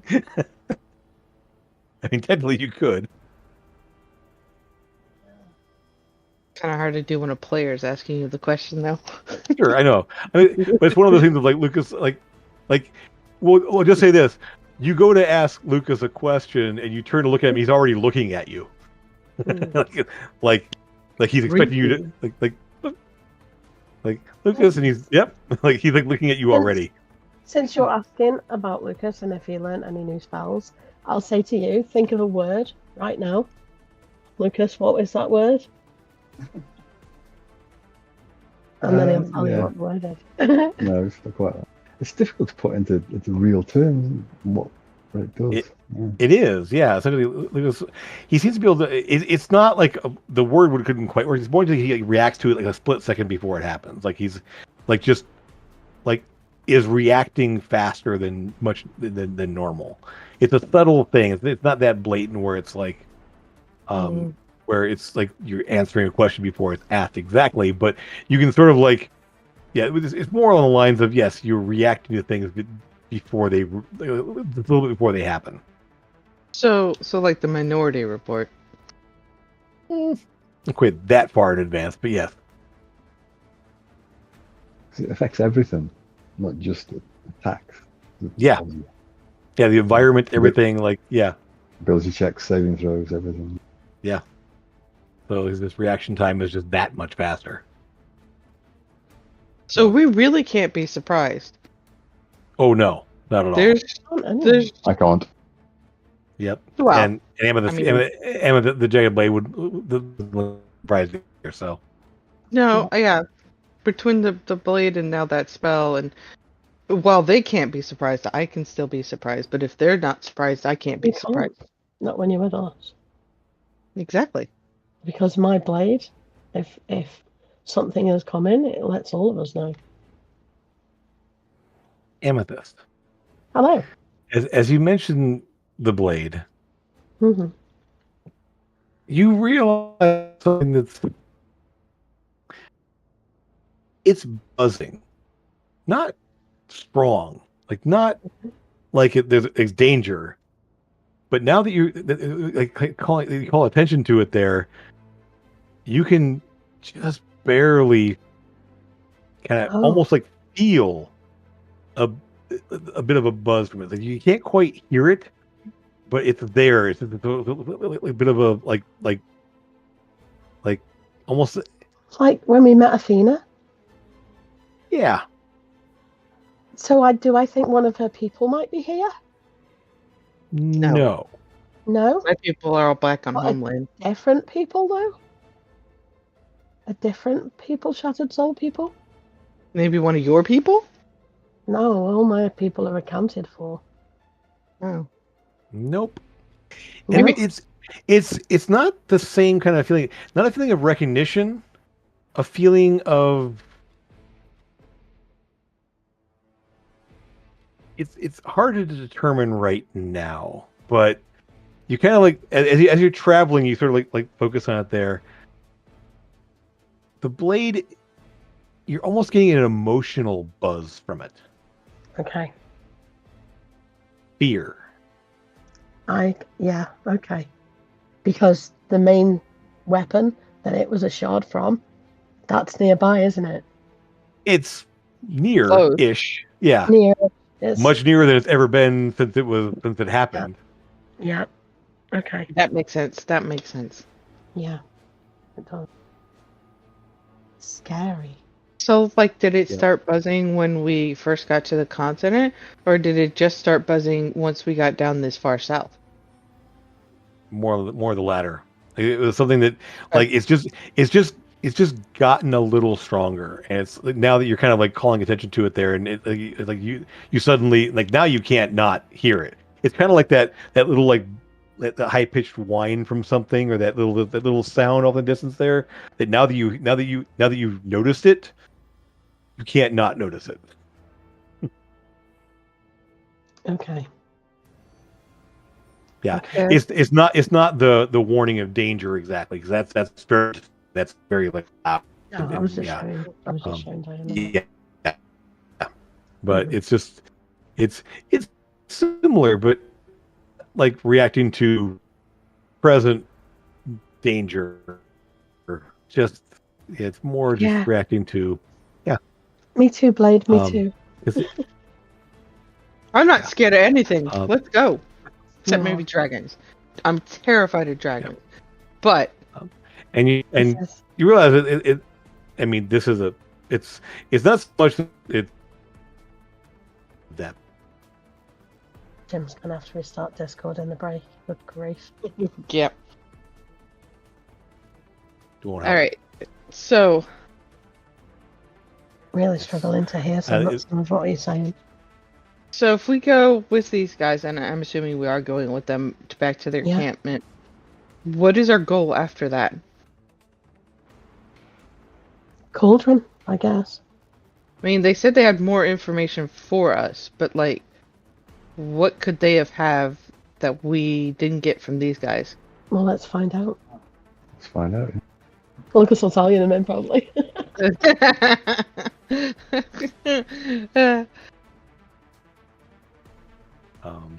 Okay. It's probably like a couple of hours traveling. And you're not traveling all the way to the hills. It's not that far. It's probably about maybe 10 miles somewhere, and you're moving along at a pretty decent speed. They're just They're just kind of charging along the plains there. The horses are riding along with them. The prisoners are being bounced along the backs of the horses there very uncomfortably. Good. But you'll eventually, as you start to see, you will see you're heading towards something that is distinctly a little bit more green. In the Orclands here, in the grasslands here, you spotted trees off in the distance and seeing some there, like little clump of trees here and there, and you're seeing a little more ahead of you there, like maybe a small forest or something. As you're getting closer to it, yes, you will see. It is a grove of trees. As you get closer to them, you start making out details. The branches are all kind of like twisted and elongated. It's a little like, and they're also like leaning off, kind of to the west, like as if being like wind swept over that. They go kind of bent that way. There's not like any thick amount of leaves on them, but there are leaves. There's some evergreen settlement with little needle-like things as you get closer. But as you get closer there, you'll see there's also a small stream or river, kind of like it's moving like down from the hills to the north. You can see the hills off in the distance. You're getting like closer to them. But we're going to put it somewhere, like I'll move some things around here so you can see about where it's at. It's somewhere about here. We'll call it. I wondered if they were druids when I saw the bird on his arm. Are they druids? You would know all about druids, wouldn't I don't you? know all about druids, but I know Druid some. and or ranger. Okay. I mean, nature-based magic, obviously, that they're using. So let's go ahead and do this. Why? Oh, the scale of this is driving me nuts. Here, let me just go ahead and do that. We'll do this, and we'll call it right about here. So you ended up traveling back along this way. Come on.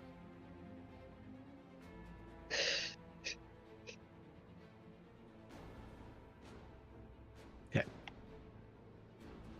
For anybody What? who didn't see that, Nan's just told me that I know druids inside and out. Yikes. Just the one, dear. And I am officially calling these guys centaurs now, because that's funny. Centaurs? Centaurs. or orctars. Orctar. Ooh. No, centaur. I'm pretty sure it's Jim's game. You can call him what you want. You call them what you want. There, they don't call them anything. I mean, just the you They're did rename one incredible. of your cities. And I am going to tell them that they're incredible looking creatures. That I have a lot of admiration for them. And as you're traveling along, as you're seeing them, watching, and not up close to them as you approach in here, you realize there's a bit of a Fey influence to them. There's a bit of the Fey about them. And as you approach this grove, you don't sense any, like, there's no kind of a rift here exactly, but there's definitely, like, there has been some Fey influence in this spot as you approach. When you get there, you will see as the herd essentially re-enters among the trees. There are a lot of like the structures inside this place are sort of like stretched, like large hides. They're stretched out and almost like a tent-like structure, all kind of like attached to the trees. There's no like structure, like there's no buildings. It's all sort of like tents and things like in the branches of the trees, stretched off of the trees. It's all sort of like it's almost like just this like, large tent like city among the tree trunks and the tree branches and everything else. It's all on the ground, of course, because you don't see a centaur climbing trees. So it's all down there. But there's probably a good there's probably a few hundred or so stretched out among this grove here. It's a large space as you move in. Some will approach, and you will see among them there are non-centaurs living among them as well. More orc things here. They're all of them have some sort of influence of either tiefling or genasi, elemental nature. See pure-blooded orcs among them at all. But there's definitely probably of the 300 or so living in here, probably about 50 are non-centaurs. And they will actually take the ones off the horses and kind of take them over to one sort of large tent where there's actual guards, like well-armed guards, and sit there. And the one that sent the bird off there will actually come down and land on its arm again. And you'll sort of give it a little kind of stroke its head a little bit. And he takes off his crest there, and it's just sort of a normal orc-looking face underneath the little helmet thing that he has on there, long braids on the sides, and from kind of the center of the group there will walk toward you is a centaur-like creature, but larger, and the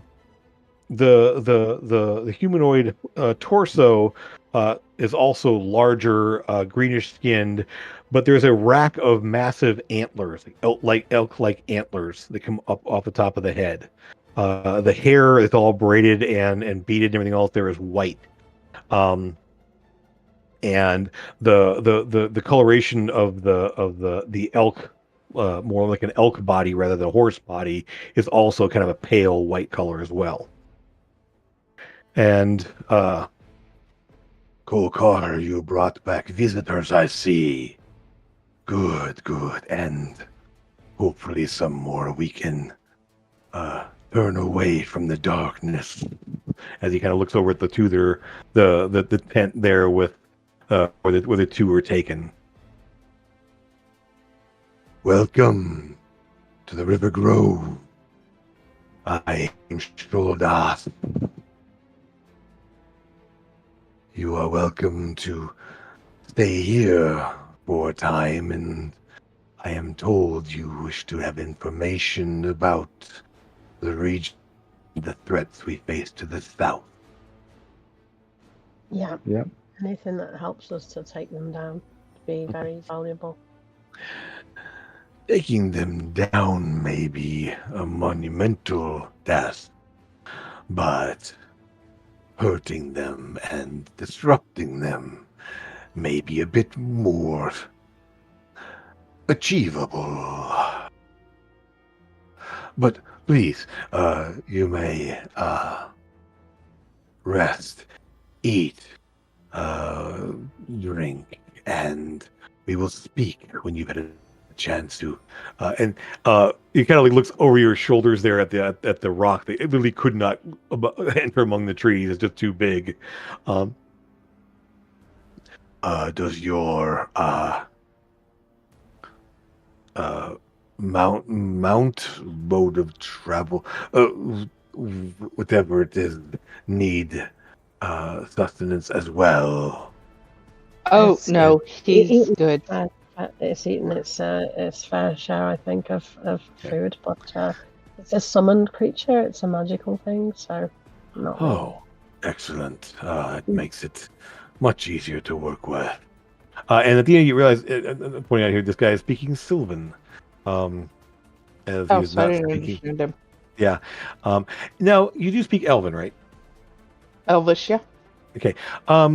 There's some similarities. You pick up a little bit of words here and there. That sounds something you gotta pick up a little bit of the meaning. And you can, as he's looking over at the orc there, you can at the rock. I mean, um, you'll definitely see, kind of get the impression of what he's talking about there. But it's not enough that you can actually understand the full meaning of things. But a couple of words here and there and a little bit of context clues would help.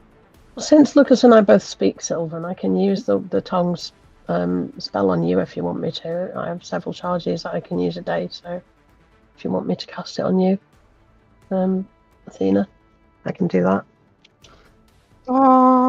No, I think I'll be alright. Just gonna kind of chill, relax. Be I think we're interesting gonna to be be able okay. to understand what's happening. I would be interested in learning their language in general. Okay. Yeah. Well, I'm sure me and Lucas can teach you. Yeah, you both learned it yourselves because you didn't actually start with that language, did you? No. No, I don't. Okay. All right. So again, you can get a word here and there, but the actual like full meaning, you're definitely lost. And pretty much all of them around here are speaking Sylvan. There's some that are speaking Orc, and so not like it's not like you. So, but primarily they're speaking Sylvan among this group here. They do lead That's you off weird. to a place, kind of there's a large, like almost like a large fire pit that's covered with a sort of this metal mesh over top of it there. They just keep fire burning. There are on the metal, like this metal dome, it sits over top of the fire there. They actually have placed like some sort of like steaks of some kind of meat on there, and it's cooking in there. Smells very good. Um, they they have lots of other, a couple of different smaller like cook fires with kettles and stuff, cooking things out there. People come along there and ladle out some like stew, some vegetable stew, kind of like that, and take some of the meat. It'll be a small one of the non-centaurs. One of the this orcs will be coming along there with like more like replacing the meat on the cook dome essentially, or to replace the ones that are taken. Feel free to take food and drink, and he's got the essentially a little like these clay pitchers of various water and or juice of some kind. Not sure exactly what it is, but it's doesn't smell too strange. But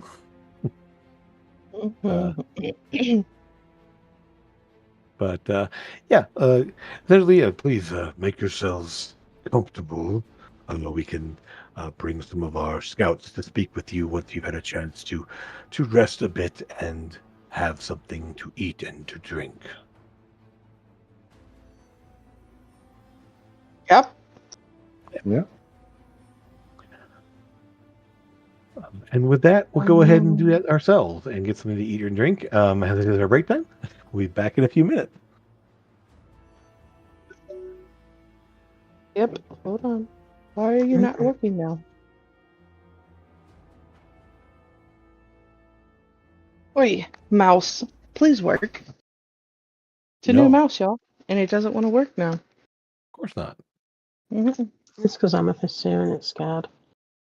Oh, is that what it is? Yeah. Okay. Mice are notoriously scared of cat people. Is it mice or mouses when it's a computer mouse? One mouse? Mice.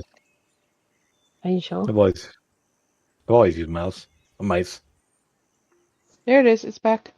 Because it's for goose.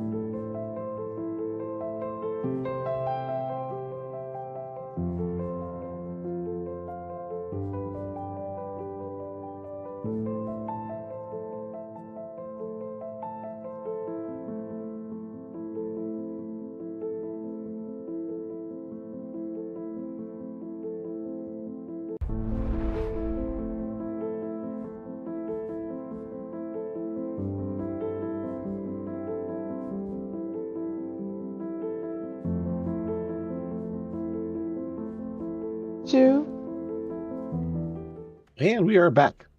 And we are still here with the centaurs of the River Grove, as this is called. And they'll add it in the picture here, so kind of give a frame of reference here. Sholdos is the leader, it seems to be, a large stag-like centaur.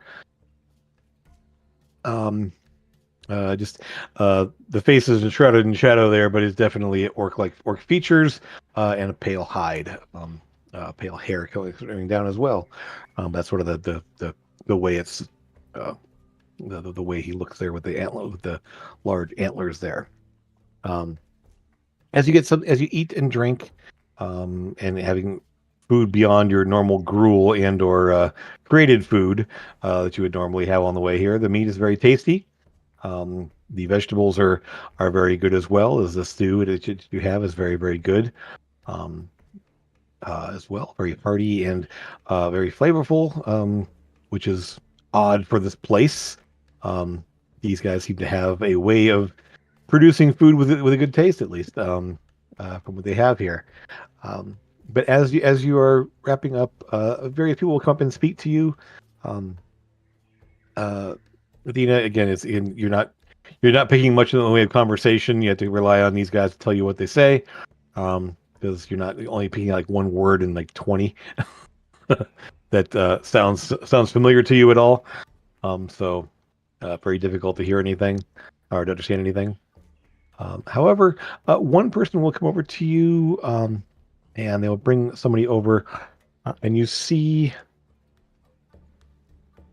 a female orc who is an actual orc. When she approaches, she looks very much like any of the other, like a fairly standard non-corrupted orc in some way, until she gets close to you and you realize that her eyes are have more of a almost like it's sort of a vertical pupil like split, and you realize it has sort of a demonic look to her eyes, like her eyes are not right, and the way her hair is pulled back, you can see there's kind of protruding among the hair. There's definitely some kind of some horns that are sort of being hidden by the way she has her hair pulled back and pulled up. So she's obviously a tiefling-looking style of orc. But she has kind of the furs and everything else. But you also see that she has definite scars on her face there. Some seem to be almost like a ritualistic-looking scars, and some are definitely like battle scars. It's kind of a mixture of the two. She will approach, and Sholdas and Kudar, this one here, will introduce her as Keela. Keela. Sorry. A-E. Let me spell it. Not coming out right. Keelda. Keelda. With a D. Yeah, has a D in there. Yep. Mm-hmm. Keelda. Mm-hmm.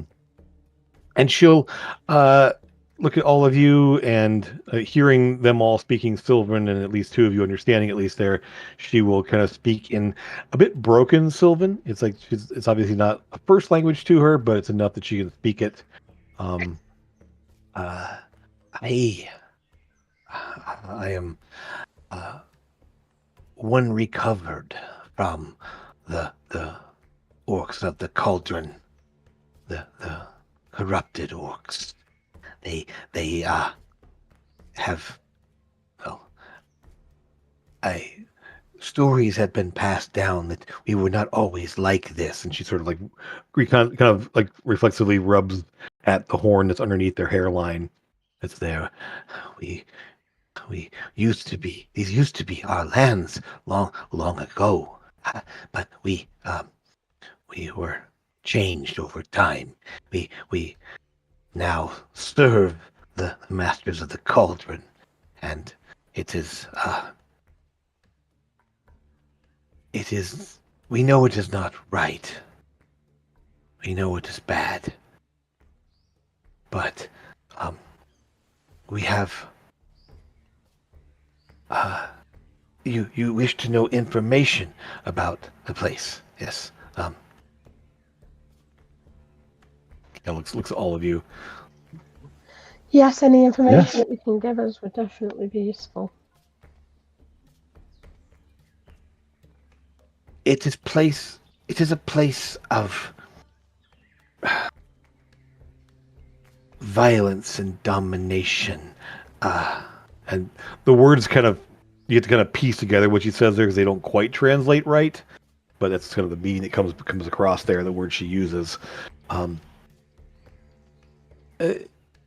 You must always fight for what you can take and survive among very cruel and terrible things. The demons, the fiends. They are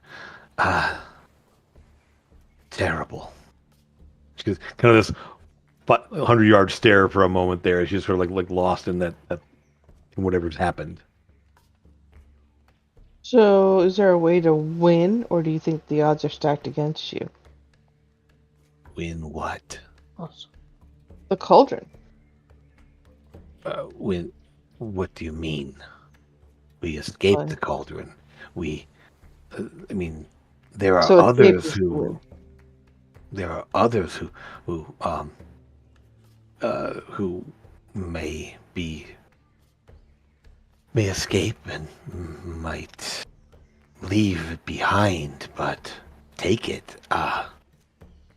One might say to take a mountain or take a thunderstorm. It is a place of terror. How would one take that?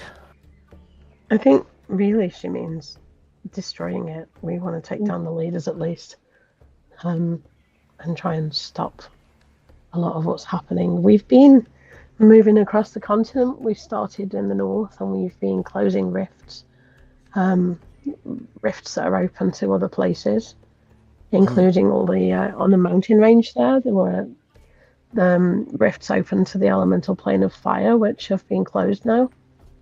Sholdas, you put out the fires. We did. That is very good. We always worried that it would spread. And Yeah. when it did not, we took some solace in that, and now the fires have gone out. It is good to see that there are those helping in the world. Good. Kilda, what else can you speak of the cauldron? Leaders. You said the leaders. There's the demon leaders and the people that speak with them. They are the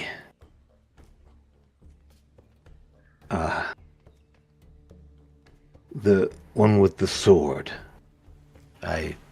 The name Chixiak, and you guys kind of come. It's a little clipped in how she says it. He is very cool and terrible. But he speaks, and she kind of like. He speaks with a red-robed one. I saw it once. I saw him once, but I don't know what he is. So Trexiar and Rary are together. I saw him once. A red robe, but it was not a man. I fear he's also been changed. He is nothing but bone and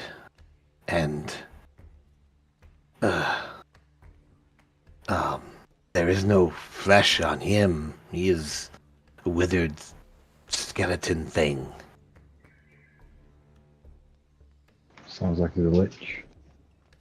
I mean, Rary was old almost a century ago when he came here, so fact that he's still around is a pretty neat trick. He's an incredibly old person, so that would make sense that he's undead. Yeah, Oh. he was human originally, so he definitely is not. Yeah. Yeah. So.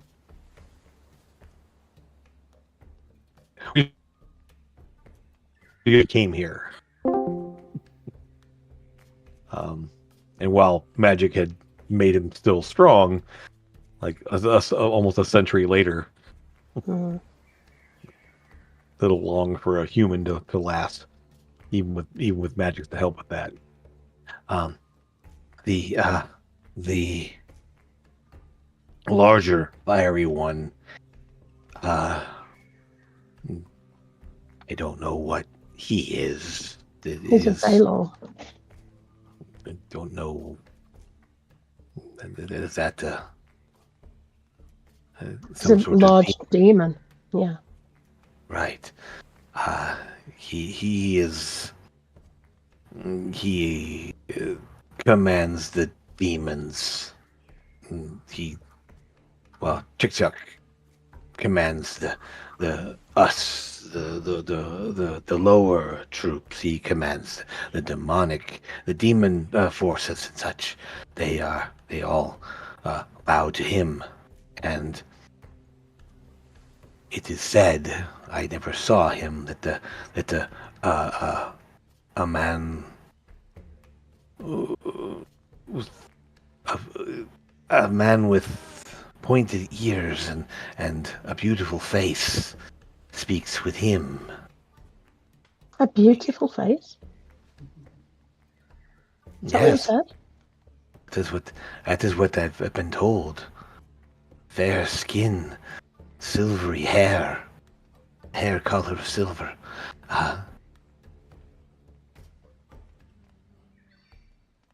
He's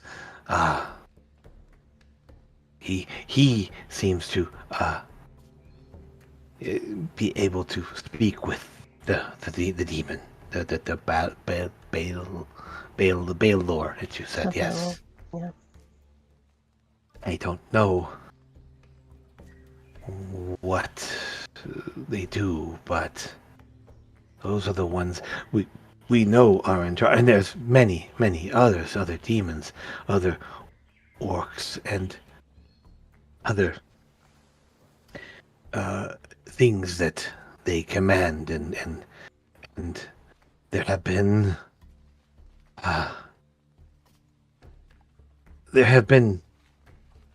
large flying creatures, dragons. They are called. They have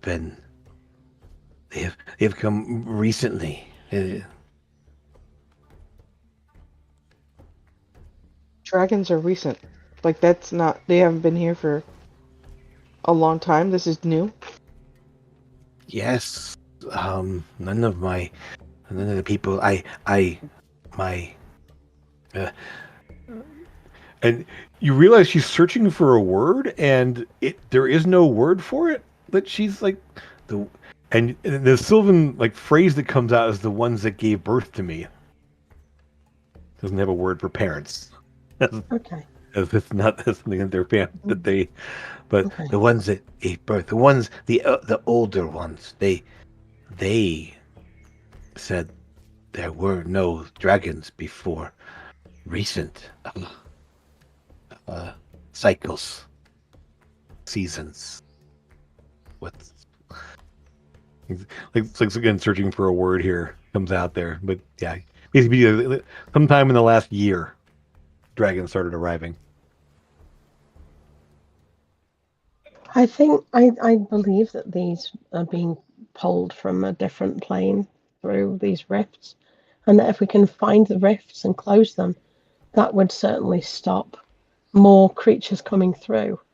And then if we can take down the leaders and do some damage to the forces there, that would be certainly calm things down, quiet things down a little bit. That would be something, yes. I I know that there are others like me that don't want to be in the cauldron. They don't want to fight. They don't want to do the things that the demons want.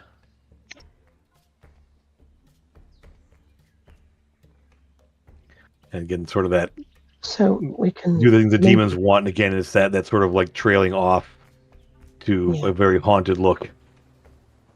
So if we can maybe liberate them, that would be better. That could be done. That would be very good. Shoulders. There has been a long. We've stayed as far away from there as we could.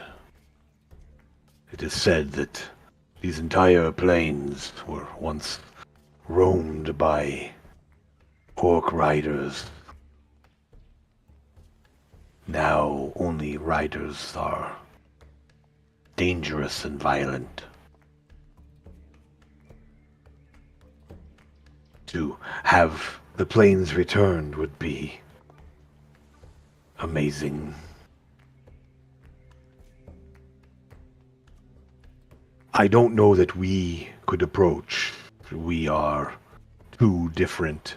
We stand out too much. But No, but if some you of can have our- someone on the sidelines to maybe help those who are liberated and find them a place of sanctuary, not necessarily here, but somewhere else where they can be kept safe until we've done what we need to do. Kodor, the one with the bird. We could set up a camp and somewhere distant, but not this far, and then take people from the cauldron and put them in safer places. Diminish their forces. And you see Gilda just sort of nodding. This is all looking very positive.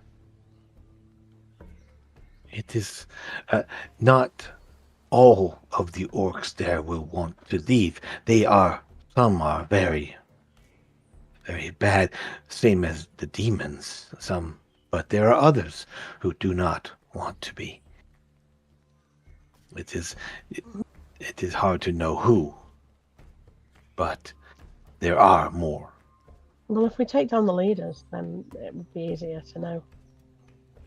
And I will say that the Baelor and also Trexiarch, they are creatures who are bound to magical items that we've encountered several others before, 7 others.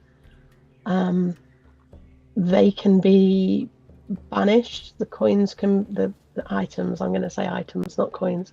The items can be dispelled, and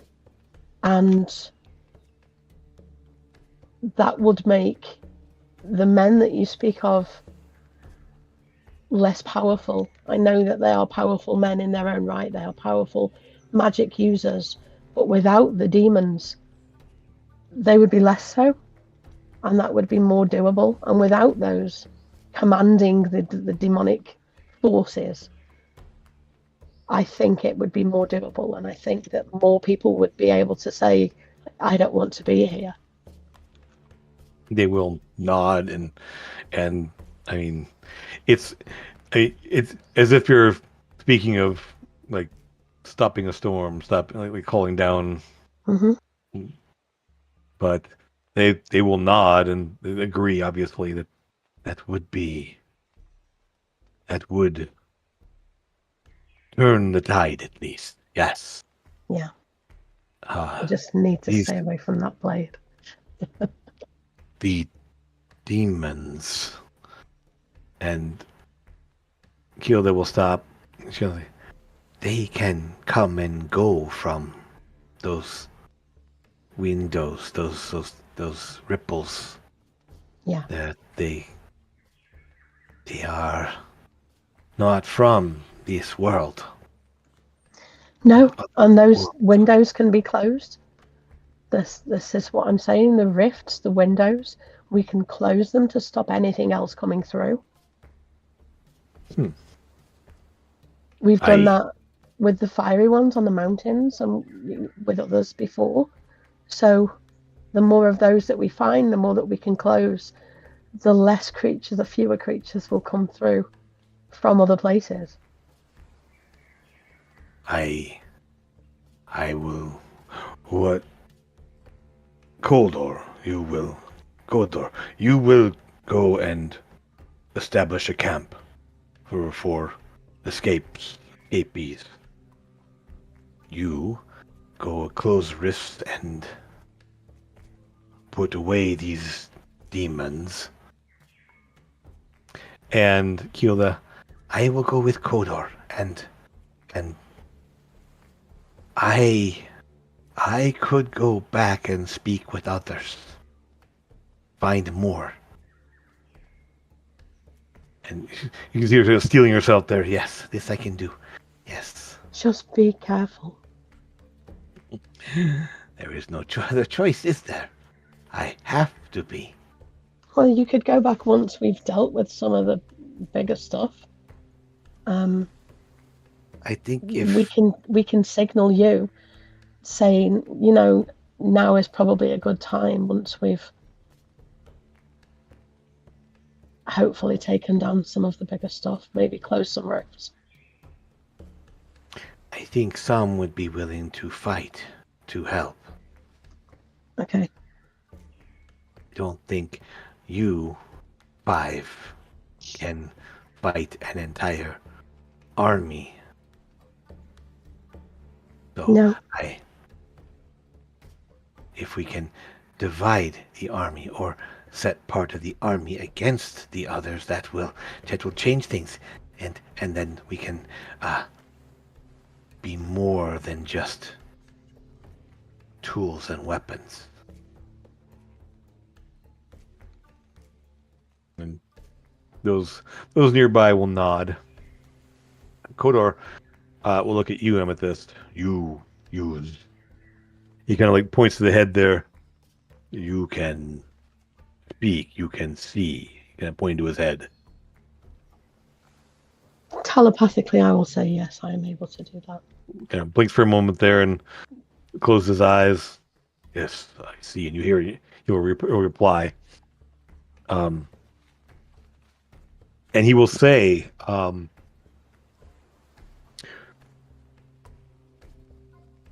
in the thoughts of those that can change, you will see images of treatment, resentment, rebellion. Those are the ones you can take. Those are the ones you can turn. And he'll kind of glance over at the tent where they brought the two that they took away from the other group. Right, okay. And he'll look at, and kind of pointedly also look at Gilda as well. Right, okay, that makes sense. So the ones that they brought back, they believe that they can be Rehabilitated. The ones rehabilitated. the ones that are rebel in the cruelty in their thoughts, Right. that have accepted it wholeheartedly, they would just cut their throats. The ones that had the resentment, the rebellious thoughts, those are the ones they took. If you can see thoughts, if you can see motivations, then you can find allies. Or at least those willing to step away.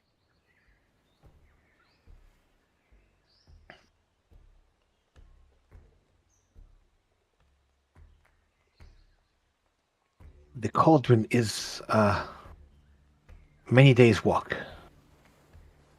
But there will be other patrols like these other herds that travel. But they are not subtle and easy to see from a distance.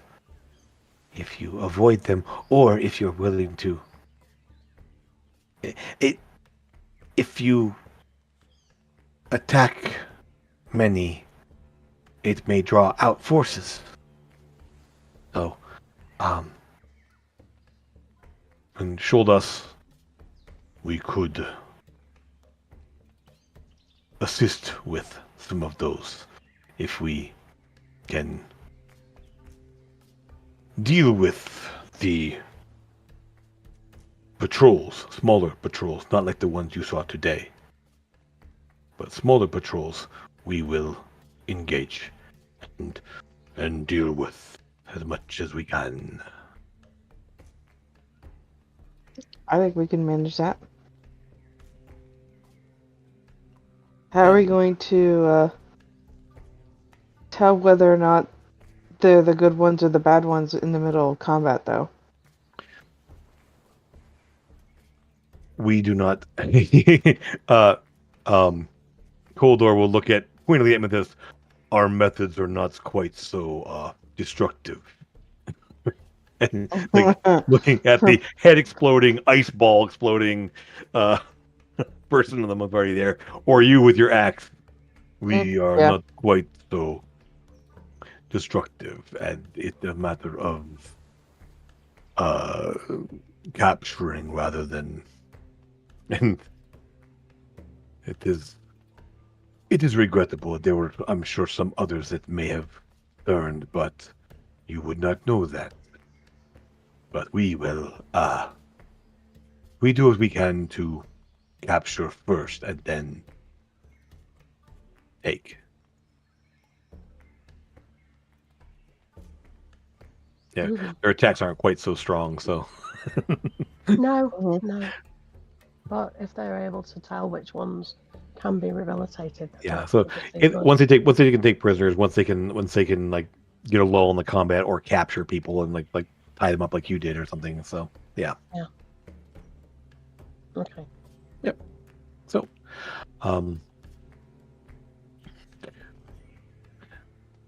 other questions, other things if you would need to know. How many of those windows have you seen in there?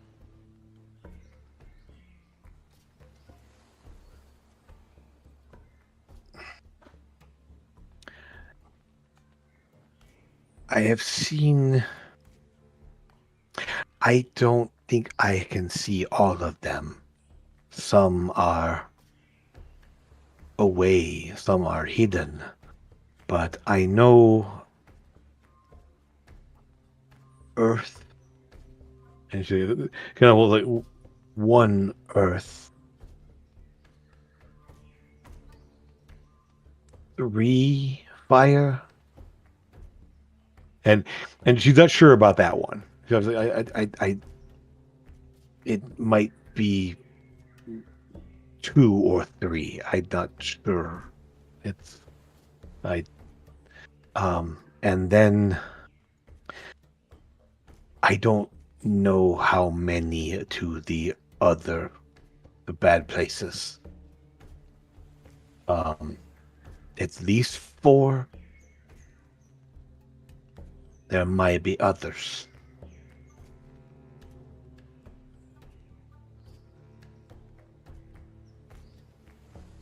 And they're different. They are not all the same. One is a place of twisted, jagged rock and fire, and one looks like a vast, blasted, open space with a building, a tall building. One looks like a river, vast but fiery. And the other one is dark. Don't look into that one. things move, things, lights, shapes, things unpleasant. The most horrible things come from there.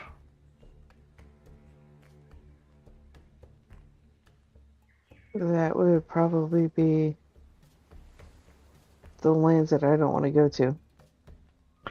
I don't think we want to go to any of those places. I mean, you have there's the 9 hells and the abyss, so depending on which ones The are which abyss there. the abyss is the one I'm talking about. Yeah. I don't think we want to go in any of the 9 hells either. Yeah, by choice, no. If we get sucked into going there, I'm pretty sure we could survive. The abyss? I'm not too sure we'd survive the abyss. Yeah, they're very hostile environments.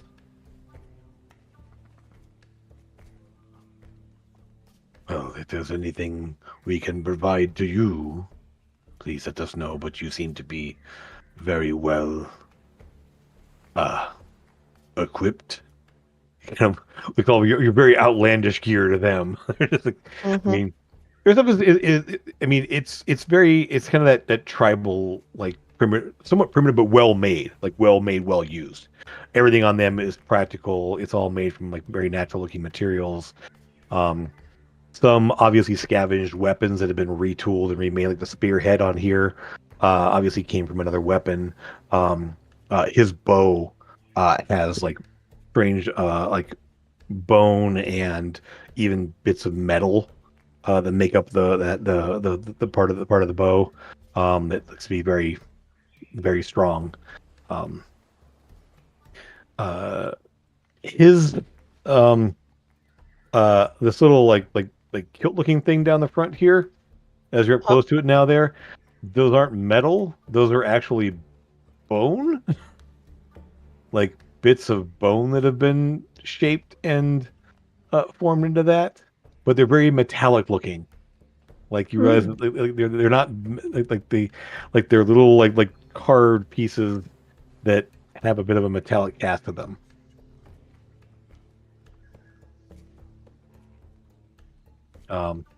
Interesting. And his helmet is obviously some kind of very large creature that has been formed into a helmet. Nice. Or a hood of some kind. It's weird. Hood/mask. Well, we will embark in the morning. I will find those that can travel quickly and are strong of spirit to form our camp. We will take Hilda with us, and then she will go and find others to leave to help. And Sholdas will. And we will help. We will find patrols, essentially blind and weaken them out among the plains.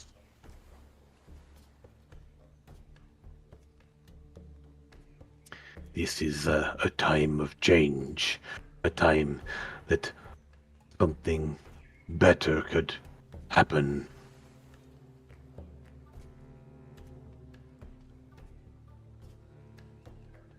That's a good thing. And Because as you've been, so go ahead. Sorry. it's a good thing that you were ready to change, because this place, not so nice out here. By the way, All we've ever known. I don't know that I want the answer to this question. We've not found meat out here. There are animals that roam the plains. Those that are of sufficient for food. Okay. And you notice they're all wearing like hides and leathers as well. And so you haven't gone ventured farther into the plains there. You did on the distance see some large roaming creatures out, even in the wasteland to the north. They didn't come close. You didn't never get close to them, but there were some out there. So like even the savages and everything else, they had like leathers and hides from something. Some of it Well, was. the savages I just assumed were human. I mean, some of it definitely was. Some of it was human, but obviously the things with like fur are not going to be human. Like, You said they were wearing leathers, and I went human. Mm-hmm. some, yes, but some were wearing like hides as well, and so Okay. yeah, kind of a mix of leather and hide, and some of the leather was very questionable looking. So yes, potentially. Um, but these guys, yeah, they are wearing. You do realize that some of what they're wearing is horse hide. And you suspect that potentially some of the horses they've captured may end up being meat. I did wonder that when they brought them back. Yeah. Yeah. Effectively, you're not sure, you didn't roam around the entire camp and what's there, but you would assume they have some place to put them or some places. So, yep. So up to you how much and what kind of things you want to eat. I mean, I don't think it's going to hurt us to try stuff, is it? Yep. I don't No. know. It depends. Yeah, effectively the horses are effectively like a tiefling version of a horse. Like they're not full on like demonic, they're not full on fiendish, but they have influence of that. So they're not like full on nightmares. They're just they're like fiendish horses. Nice. Um, Like ponytail. not quite that fiery. Yes, I thought of that, and also like dark hides. So, Nice. yep. But they'll eventually show us. Will give you sort of like free reign to kind of the kind of a few of the different tents there. They'll open up and let you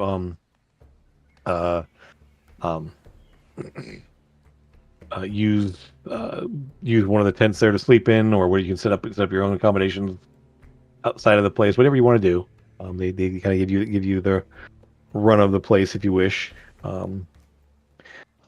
While you've been talking, there's been definitely a crowd has been drawn. They're not like crowding right in, but they're definitely people that are all kind of like various centaurs and a few smattering of just two-legged orcs, kind of spread out among the tents there around the campfires, and they've obviously come in to get food and walk back off again. So you weren't. This wasn't a private conversation really, but there's only these three to any of the actual talking. But yeah, others have listened. They've hung out. They've been there. So yeah. Anything else you want to look into or do or speak with, or what else would you like? I mean, I'm quite happy to just sort of sit around and chat with them and talk about where we're from and everything. And I just want to inspire hope in these people. I want to let them believe that we can make things better for them. I get the impression that they don't seem to be suffering. They don't seem to be. I mean, obviously, this is their reality, and so describing where you came from is like describing. I mean, an alien planet. Yeah, exactly. It's like they're like talking about like even things like a wagon or a house, or like buildings and streets. Like the idea of a city to them is like the closest. I mean, Keelda will have seen like there are like paths and things like that she'll describe there, and structures that have been built in the cauldron and everything else. But it's not like she's got any frame of reference for anything you're talking about. Yeah. But it's all interesting. But yeah. Between us, we can use minor illusion to show her. Yeah. Cities and houses and. Yeah, they're just like baffled by it. And then just say, it's literally just over there. It's a few days over the ocean.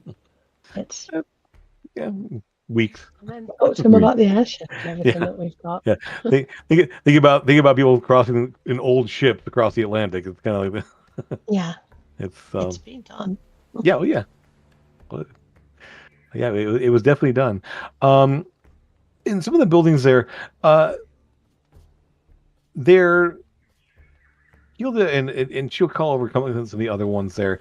One of the other orcs, the two-legged, the actual orcs, um, will speak of the ruined city south of the cauldron. Like describing some of the buildings, they'll kind of they'll describe some like they're just like pieces, like the idea of it that could have been what that city used to be or something like it. And you realize he's probably speaking of the orcish city that was down here. From what they describe, there's nothing left. Like it has been completely demolished and torn apart, and it's like there's like they can only imagine that's what it used to look like potentially. I mean, we do know that some of the cities on this continent looked very similar to some of the ones over on our continent. Yeah, so... Yorlok's architecture was very similar to elements of Port Oris and Dravier, and yeah. So we can sort of show them not so much images York of those cities. places. No, they didn't get to make cities in the New World. I mean, we haven't really come across any orc cities, so have we? This is the only interaction we've really had with orcs. Yeah, because you from history, what happened to the orcs that came to the New World? That the orc refugees didn't get to make cities. No, it's a shame. Yep, a lot's been lost, but yep. They know nothing. They know nothing further inland. They don't travel across. Like they don't travel. The traveling to the west is like they don't travel more than a day or two to the west. Like they'll range out there for game or go there. But the idea of what's further beyond, they just don't go that far away. Mm-hmm. They don't know anyone who's gone like across the plains to the west. What about these places over here? Over on that would be the east, wouldn't it? That's the east. Yeah. Over on the west side. They don't know. They don't know. Okay. Yeah, They haven't traveled out that way. Yeah, none of them know anyone who's traveled more than a few days further to the west. Like the group here, they'll travel up to the hills. They'll travel down. They kind of travel in about a 30-mile radius around the grove, for the most part. Like maybe a day or two, from the grove at most.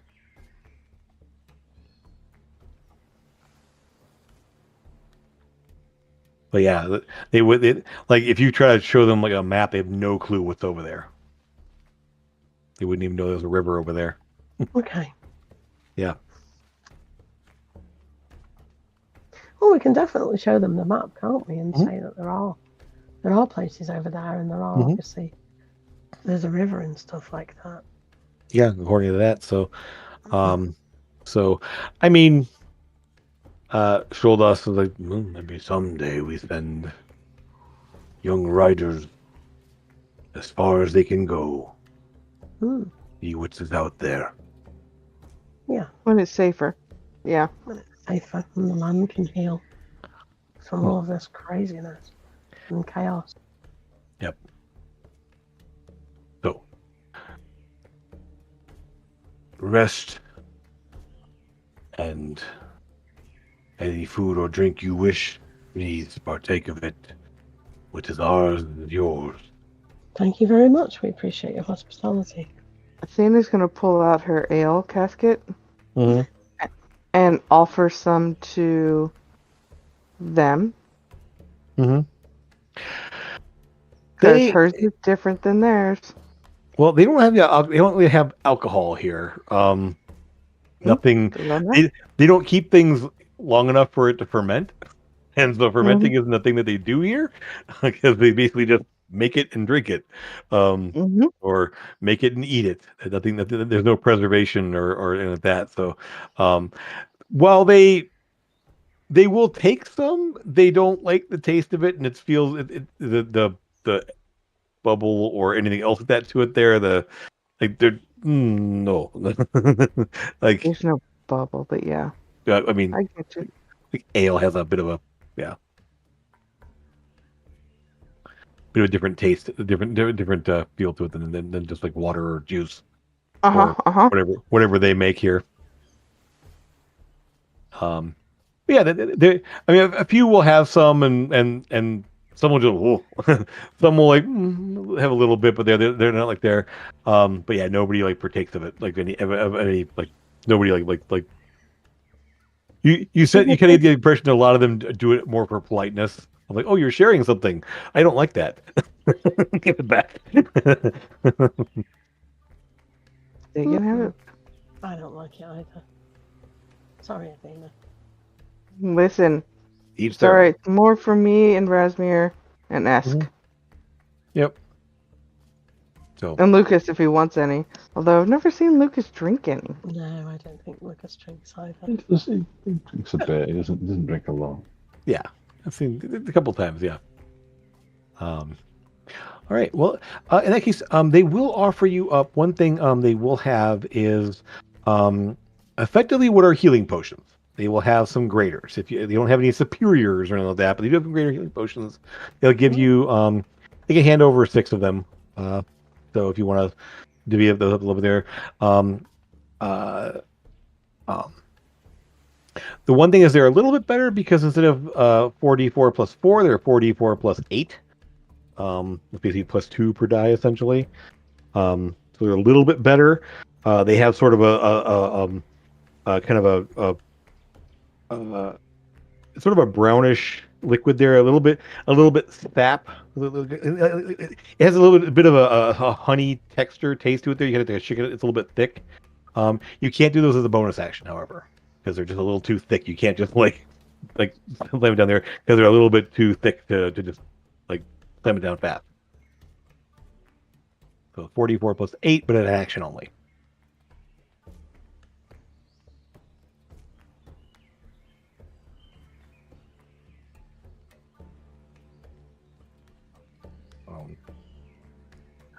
And We're doing one of those each and 2 for Athena. sure. Yeah. However who's ever depleted the most. So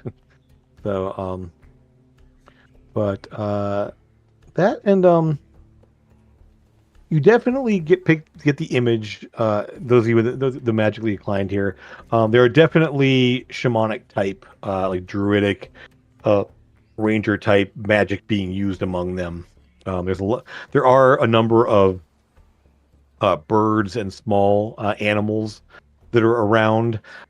Things like they're all kind of scruffy looking. So like it'd be like some sort of like a possum like thing there, but the fur is all kind of ragged and patchy. They don't look like super healthy, but they seem to be sort of hardy. They have a grizzled look to them essentially. Everything is like very hard looking here. But they definitely, you see them kind of wandering around. People will feed them a little bit, and they often are like following some of the riders around, like Kodo here with his hawk. There's definitely various birds and smaller animals around that they seem to use to talk with and that follow them around and do stuff. So yeah, obviously very nature-based magic here. Nothing super powerful as far as you can tell.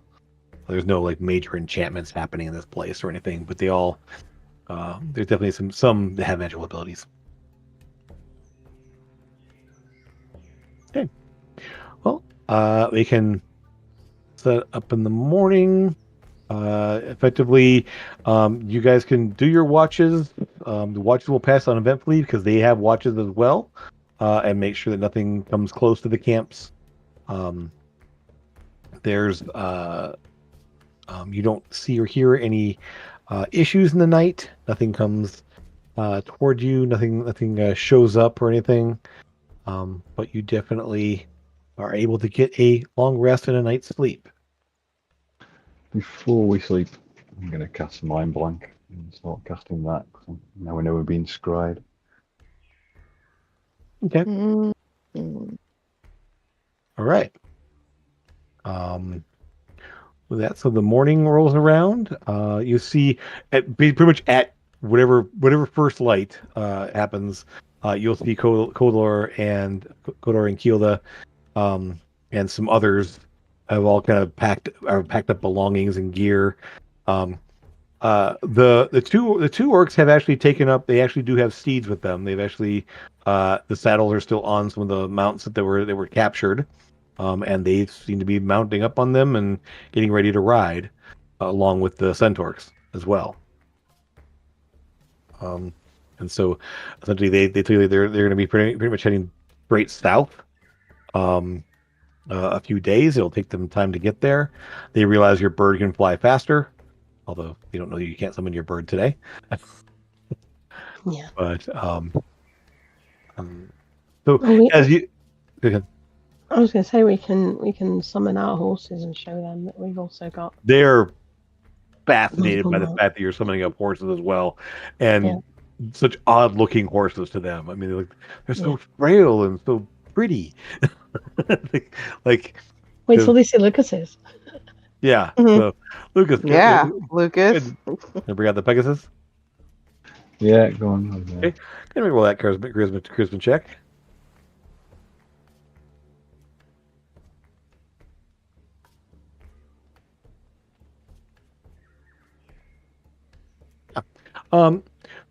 Pretty standard. This is the amount you're used to. You basically essentially it's the only difference from what you normally hear is the hooves are actually a little bit the hooves themselves are greenish colored and the eyes are green, kind of that leafy forest green looking thing there. Oh. Other than that, it's still it still feels celestial. There's a bit of a Fey influence to it because you're so Nice. close to this place. And in the evening, as you slept here, you kind of those of you who've been in the Feywild, it has a little bit of that otherworldly feel here. Not enough that you feel you're in the Feywild or the rift closed or anything else. There may have been a rift here at one point that closed, Mhm. because they do tend to open and close on their own sometimes. But nothing was actively here. But there's a bit of that presence there that you kind of feel over the course of the evening, especially you, Amethyst, as you're probably the closest to it overall. But you're able to mount up and get there, and they said it's the camp itself is all geared up for patrols, and the group that's heading south is takes off and wishes you well. And you guys Maybe can up to start. Lucas's Pegasus. That one they again looking at your animals are all kind of pretty and they're like smooth and they're not shaggy and like rough looking. His are just like what the like, wings on a horse. Yeah, they're just like blown away by that. Like they never seen anything like that before. They're like whoa. There's a lot of commotion when the Pegasus arrived. A bunch come out to look at it and kind of like check it out there. Weirdly, don't Pegasi speak Sylvan, or am I thinking unicorns? That's unicorns. I don't know. I don't remember if they did or not. Could be both. Should be. They are celestial. They know Common, Elvish, Celestial, And and Sylvan. Sylvan. Okay. Yeah. Okay. They So literally, can't speak. yeah. So they can't speak. So essentially, like they will. Some of them will speak to the horse in Elven, or in Sylvan, I mean, and it will react as if it understands them, which blows their minds as well. And so they definitely look at you like you can call on a flying horse, and they're all fascinated by that. Just like they're, and they're actually at that point you will see a couple of young, will like small, obviously like foals will show up there, like a pair of them actually will come up there to kind of look at the winged horse there, and they'll kind of like one will kind of push the other one, make fun of them like you should have wings too, kind of thing. I was going to ask if there were any children. 'cause- Yeah, this is the first time you've seen they actually came out there as you're leaving. They kind of kept them out of sight at least in the evening. Yeah. But yeah, Art. so you'll see a pair of them come out there to see the winged horse. and to see all of you guys that are leaving and everything. So, yeah, some very watchful, obviously parents nearby, kind of keeping close tabs on them, watching them. But yeah, this does seem to be. There's only two currently, and you'll see among them there's definitely some older and younger, like there's definitely a wide age range of the people that are here, that you're kind of seeing all of them in the daytime now, kind of as you're getting ready to leave. I want to give the kids some trinkets. I've got some pieces of gypsum and calcite that we found in the crystal caverns, and I'm going to give them a piece each and just say, this is something to remember us by. They will. You can see they're effectively. I mean, because they're full, and so they're effectively toddlers. Into they barely kind of like speak a like sort of a thank you kind of like little voices that are sort of like Sylvan enough to understand that they're saying thank you, and they kind of like take them and hold them and yeah, some quartz pebbles as well from a milkaroon. Okay, there you go. We got bits and lots of bits and things. They'll definitely kind of look at kind of comparing them to each other, and they'll kind of just not even saying goodbye. They'll go like running off, like kind of bounding off there to kind of like show like other people like ooh look, it's like hopping, holding them, they're holding other people as they walk by, and yep. So yeah, they're definitely happy to see that. I'll inspire everyone before we set off. Okay. 23 hit points back. Absolutely. So you're able to, So unless there's anything else, you guys can, your mounts are ready. The one group is already heading south. You guys can head as well. You want to kind of split off from them and head southeast, or what's the plan for you guys? I do want to. I think maybe we should, because they can't watch both of us. They can't watch them and us. Yeah, we'll do that. Yeah. I'm going to be keeping up my see invisibility though, and making sure that there's no screen fences. All right. So, over the course of the day, you won't see any other patrols that or any other groups on the course of your travels. You will spot some animals. They're all sort of a mix between like an elk or an antelope or something like that. They're kind of 4-footed there. Obviously not like the centaurs or the horses that you're seeing there. But there are sort of like there are more on the line, more akin to like the antelope of like the savannah. Kind of a little bit skinny, but some of them have some very interesting looking twisted horns. Some of them you'll spot have a bit more of a fiendish look to them, as they are like one you will spot the horns are almost like glowing, like they're like they're kind of an orangish glow, like they're on fire slightly. So you will spot animals there. You will spot birds flying occasionally.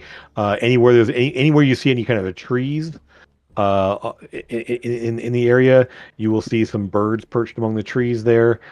Some large looking, nasty looking things like vultures, and some like smaller hawk looking things, and but nothing much in the way of like small like critters or anything else.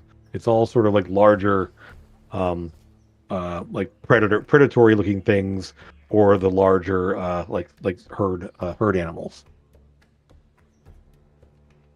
But anything else you would do amongst yourselves along the way? No, I don't think there's anything we can do. Are we sure we're wanting to go this way and not follow them, essentially? Make sure they don't get hurt? I mean, we can do if you want to. We can stay with them, but after the first day, we're going to be travelling twice as fast as them, aren't we? If we're going by rock. Yeah. And I don't know. this is when the Razzle pointed out larger group is spotted easier, so more together, Yeah. more easy to see. And the guy with the bird with him, I'm assuming that can let him know if there are things, if there are large groups and stuff around. Right. So I'm assuming it's a familiar of some Or kind. animal companion, or yeah. Oh, yeah. I'm just afraid to let them go off by themselves in a mission that we kind of sent them on. Well, we didn't. They have said that they are going to go and pick off some of the smaller groups and try to get more people back to their, rehabilitated, and maybe even find people who will fight by our side. So Yeah. So that's what they were doing. So effectively, the plan they aren't telling you where they're going or the plan exactly, but the idea that the Centaurs would actually form a camp somewhere, like around here, like a ways away, and then the orcs, the two legs, would head toward the cauldron and try to find others to then maybe drum up more rebellion or whatever, and if some needed to get away, they could send them out to the camp. The idea is that these guys would be here as sort of these ones out here would be sort of like scouts and or like a place that people could go to if they needed it down there. You're not sure where exactly they're setting up, or they're going to be not going to be within sight of the cauldron. Essentially, it'll be a day or two away. They've survived out here for this long. I'm sure they're, Yeah. Yeah, I just feel guilty sending them out on their own, We're not sending them. We are not sending them. It was their I plan. know.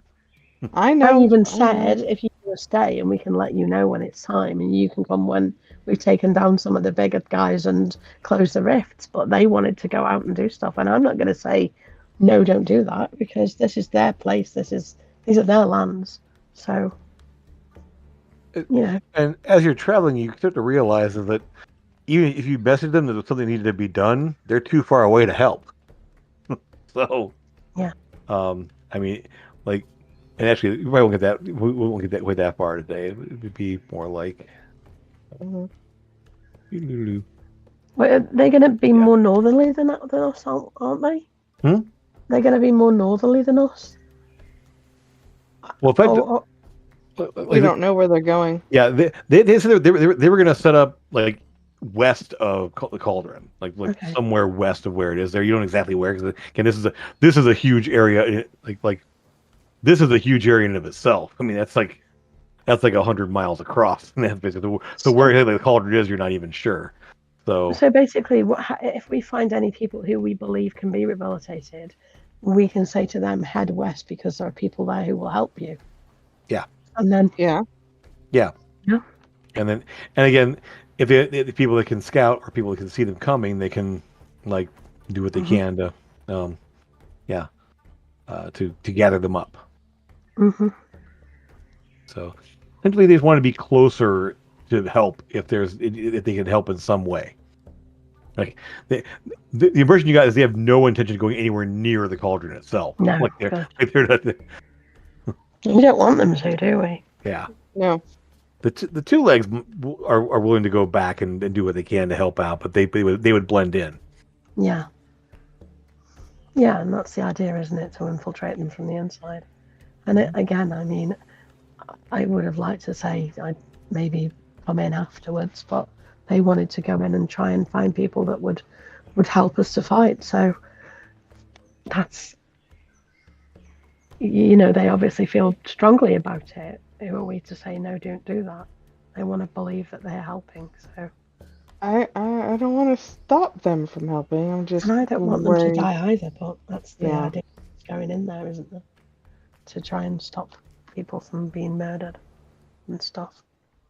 Have you thought how we're going to get in? Can you disguise us all? And we have seeming still. We have the hat of seeming. So I can disguise us all as tieflings or something, maybe.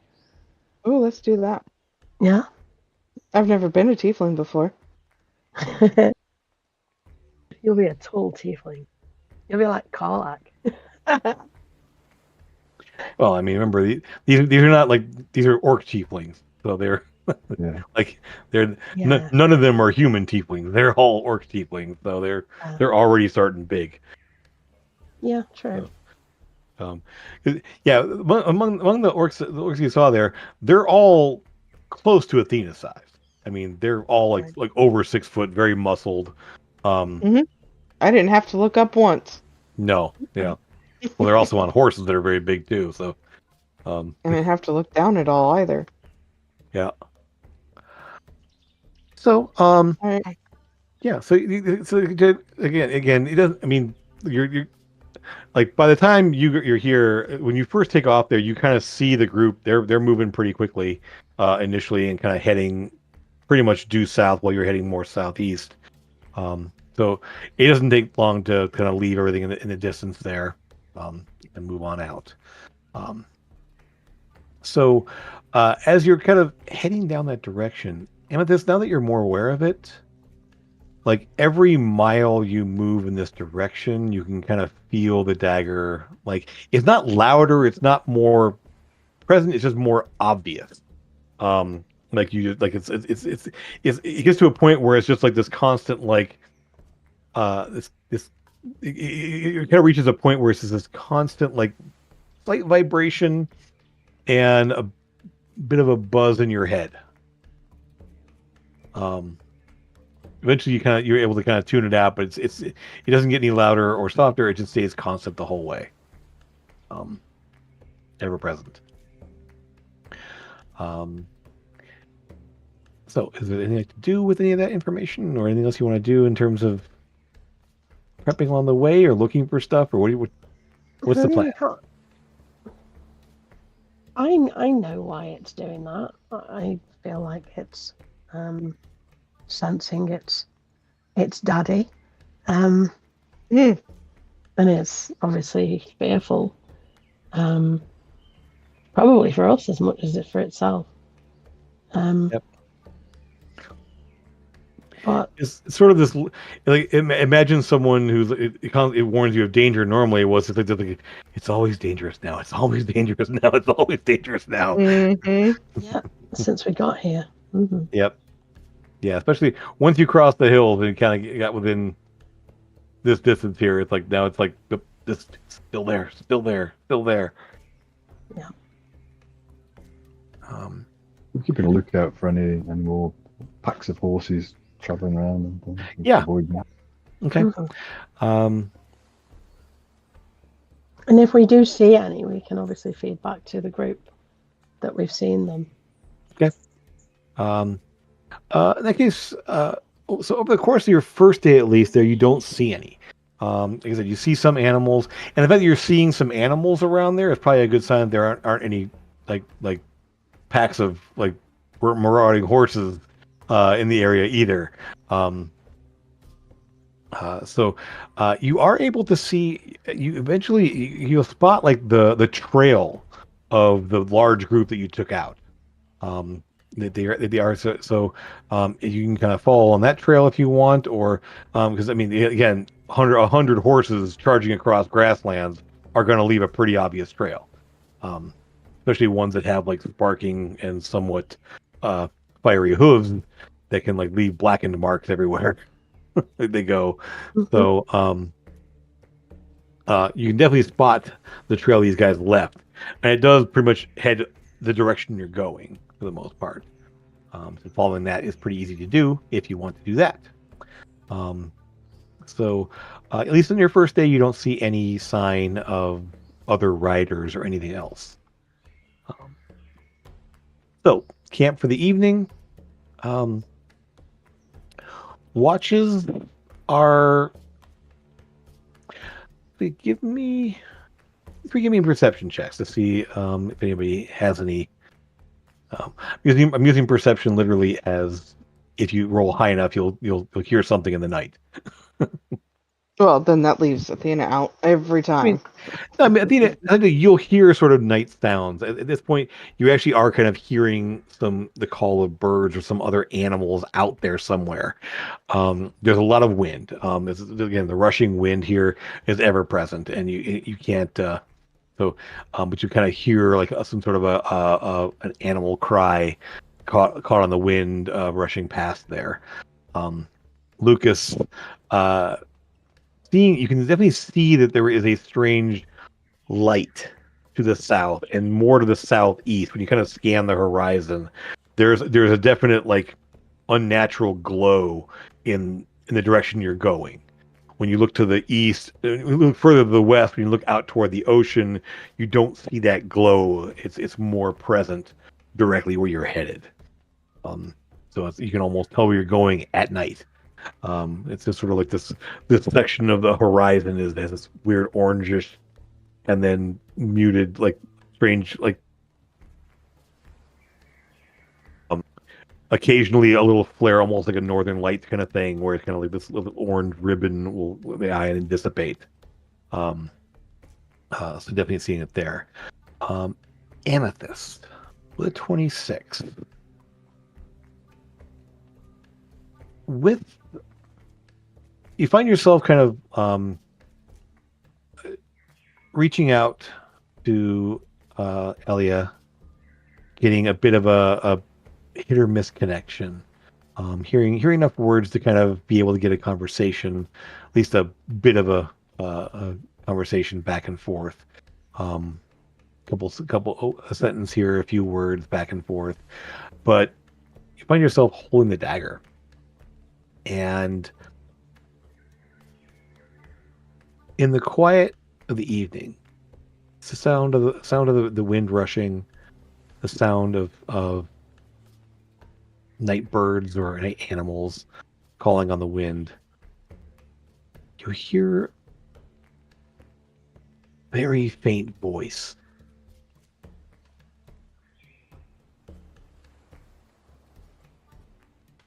It nears. It nears. There. It can be broken. It can be destroyed. It can be kept from ever doing this again. Sword is the key. The sword. Sword and the demon. Break the sword. Break the demon. Or, sorry, I would say break the sword, break the devil. Sorry, the pit fiend's the devil. My mistake. Break the sword, break the devil.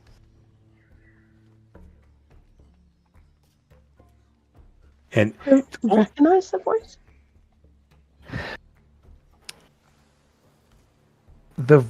It's words kind of coming in and out very, very faintly. You strain to hear it,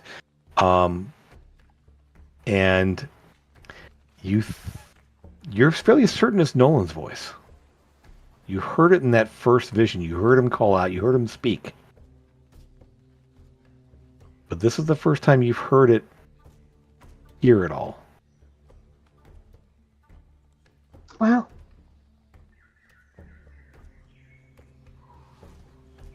Wow. Okay. There's eventually, like, the voice eventually just settles away. It's not constant. The dagger still feels that bit of a buzz, bit of a whine to it there. It even feels a little warm in your hand. It's like you kind of hold on to it there, and you kind of touch the floor of the tower next to you, and yes, it's definitely warmer than the air than the area around it. It feels a little warmer in your touch, in your hand, than normal as well.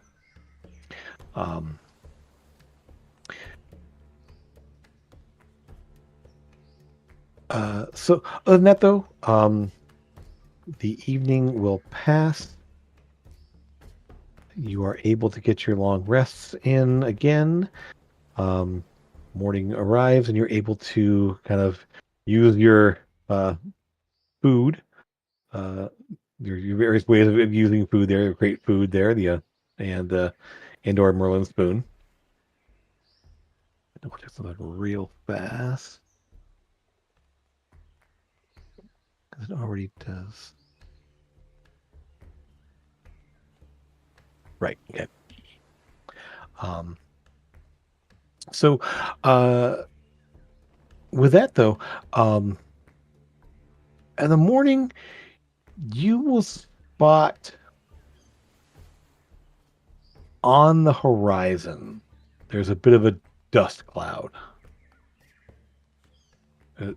You see kind of just kind of marring the horizon ahead of you, and like something, definitely a large group of something moving your direction, or moving in that direction. You can't tell yet that it's moving toward you specifically, but there's definitely something visible on the horizon, like in your path, direction you're headed. You can assume whatever it might be, but until you look at it and see, you won't know for sure. It's nothing good, I know that much. Based on the direction it's coming from, yeah, you wouldn't think so. I would have inspired everyone when we got up. All right.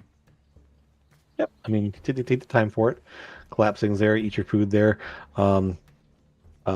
Except you can't make out any shapes in that direction. You just spot that on the horizon. It's still quite a ways away, but enough to kick up enough dust into the windy air, into the windy morning, to be visible from a ways off. It must be a fairly big group.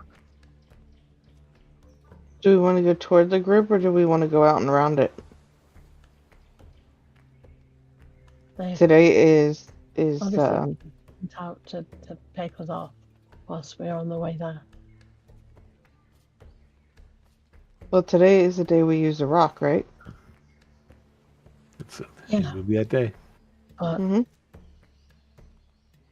anything that we don't encounter now may head in the direction of the other group. So, do we want to just get ready and have a big battle, or do we want to? We don't know how large the group is. No, Yeah. we don't. Yeah, We're not sure what, assuming not it's sure what fairly the large. group, or what the group is. No matter. Mm-hmm. All right, let's. You do realize, intercept based on their, you're probably a good 50, 60 miles apart at this point from where they were going, from where you are, because the direction you went there. So yeah, you But were we're able heading in the direction that they're at, right? Well, yeah, whatever's there is down here in this direction here. The group would be way over here by now. Yeah. So, Right. yeah. I will mention to the group as well that I heard Nolan's voice, and he told us to take down Trexiarch and break the sword, break the demon and break the sword. He said that was the key. So Wait, the guy inside of our heads? Nolan was the person whose soul I have. Yeah, He was the prince. He was the prince of Dravia, of Gevon. Okay. Yeah, That's new, right? I've never heard his voice other than in a vision. I've never heard his voice speak to me before. I was holding the dagger, and the dagger is a part of the sword that obviously Trexiarch used to kill him, and also to kill the person whose soul you have. Right. Mm-hmm. It's been buzzing like crazy for days, and more so now. And I'll show it to Athena. So, I'll touch it and see it buzzing. Save the cheerleader, save the world? Kill break the sword, Trexiarch, break the devil. break the sword, break the devil. And then hopefully we can get rid of him and get those coins eventually. All right. Well, let's head off with this group then. Yeah. So you said is it getting worse the closer we get to the village then? Village? The cauldron? Yeah. Yeah. The closer we get, the more it buzzes. Yeah. And has like a weird impending sense of dread when I touch it. Yeah, it's like a low grade warning. Like, Yeah. like all the Like, time. it normally lets us know when we're in danger, but right now we're always in danger. So Yeah, now it's a degree of danger kind of thing like that. Like baseline is always in danger. It's just yeah. sometimes it's more immediate than others, but it's always here. Um, All right. so, uh, Esk and Raz, I finish up, kind of looking in these areas, kind of watching the horizon, watching to the south, looking around. Um, Raz will point out like we could go by boat. I have a boat. You can use a boat if you want to get off land and go by boat instead. I've used the boat. Yeah. The boat works. But we can fly. We could fly over the sea. This is true. It's faster too. You're right. Yes, of course. Yes. Yeah, but we could use the boat when we need to put the rock away. Are It's we the same close three enough? letters in a different order. Sorry. Yes. Yeah. Orc and rock too. The same three letters. Yeah. Exactly. Yeah, that's Yeah. what I mean. Yep. It's an anagram of Yeah. itself. Hmm. Right. Are we getting the rock out and going then? Tina? I Get thought your rock so. out. I get my rocks out all the time. Rock out with you. What? So gonna- yeah, Just cast foresight. Here we go. 8 wow. hours. Cast foresight to get out of the very bad jokes we just did. I don't know what you're talking about. All right. So the rock will be pop up there, and you're able to hop back on and get up into the air. Within like 10, 15 minutes of being up in the air on the rock and heading that direction, you will see a fairly large group. It is definitely a mixture, not of just riders, but there are things among them that are not riding. Oh, no. They are running alongside it or flying along over it. Essentially, and as the rock is up into the air, I mean, again, making out that like you can't make out exact numbers, you can't make out exactly what they are. Just you're seeing things on the ground, you're seeing things in the air above them, and what's on the ground is not all riding. Like there Mm, are some things that are running along with. that doesn't look normal. No. Well, But what is normal? devilish or demonic, maybe? Again, it's We too don't far to know. make out details. It's just other than like We'd have to Like a get red closer. glare of demonic hatred.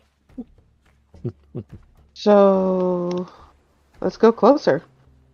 Mm-mm. I'm gonna fly the rock Why? closer. Because we're gonna fight them, right? I'm going to warn the other group that Sure. there is a large group.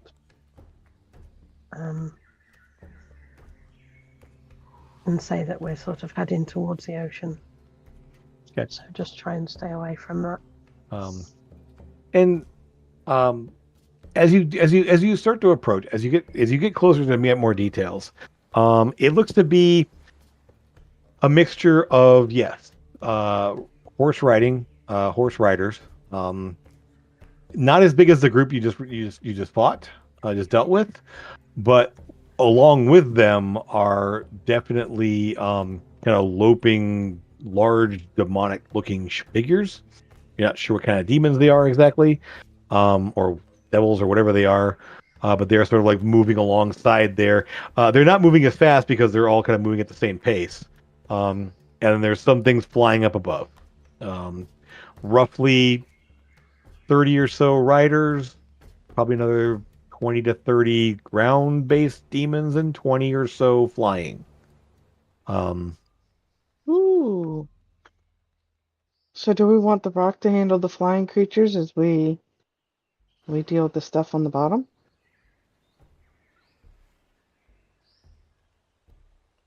Can do. Yeah. We can fly as well. Some of us can fly. Yeah. Some of us can fly, yes. Mm-hmm. I believe I can fly. Well, some of you could fly if you'd let yourselves fly, but you won't let yourself. Yeah. Chicken. Me? Yeah. I could fly, but I'd have to unattune the rock to be able to do that. No. No. There are magic What? items and spells that would let you fly. Mm. And you refuse them every time someone's ready to cast them on you. Yeah. Well, Or if use they're them going on to cast you. a spell, they can cast a spell. Because you I can use figured- the carpet. I can fly off my own back, but you don't want to use the carpet. You don't want you don't like magic. You're in a world of magic and you don't like magic. It's like, do you want me to cast No. tongues on you so you can understand and join in the conversation? Absolutely not. I'll make out No. a word in, Nope. in every 10. Nope. Like, okay, carry on. Yep. Don't So fly. Don't speak. Do what you want. listen, I could fly. I don't mind flying. You could cast a spell on me. I just don't see why we would waste a spell slot.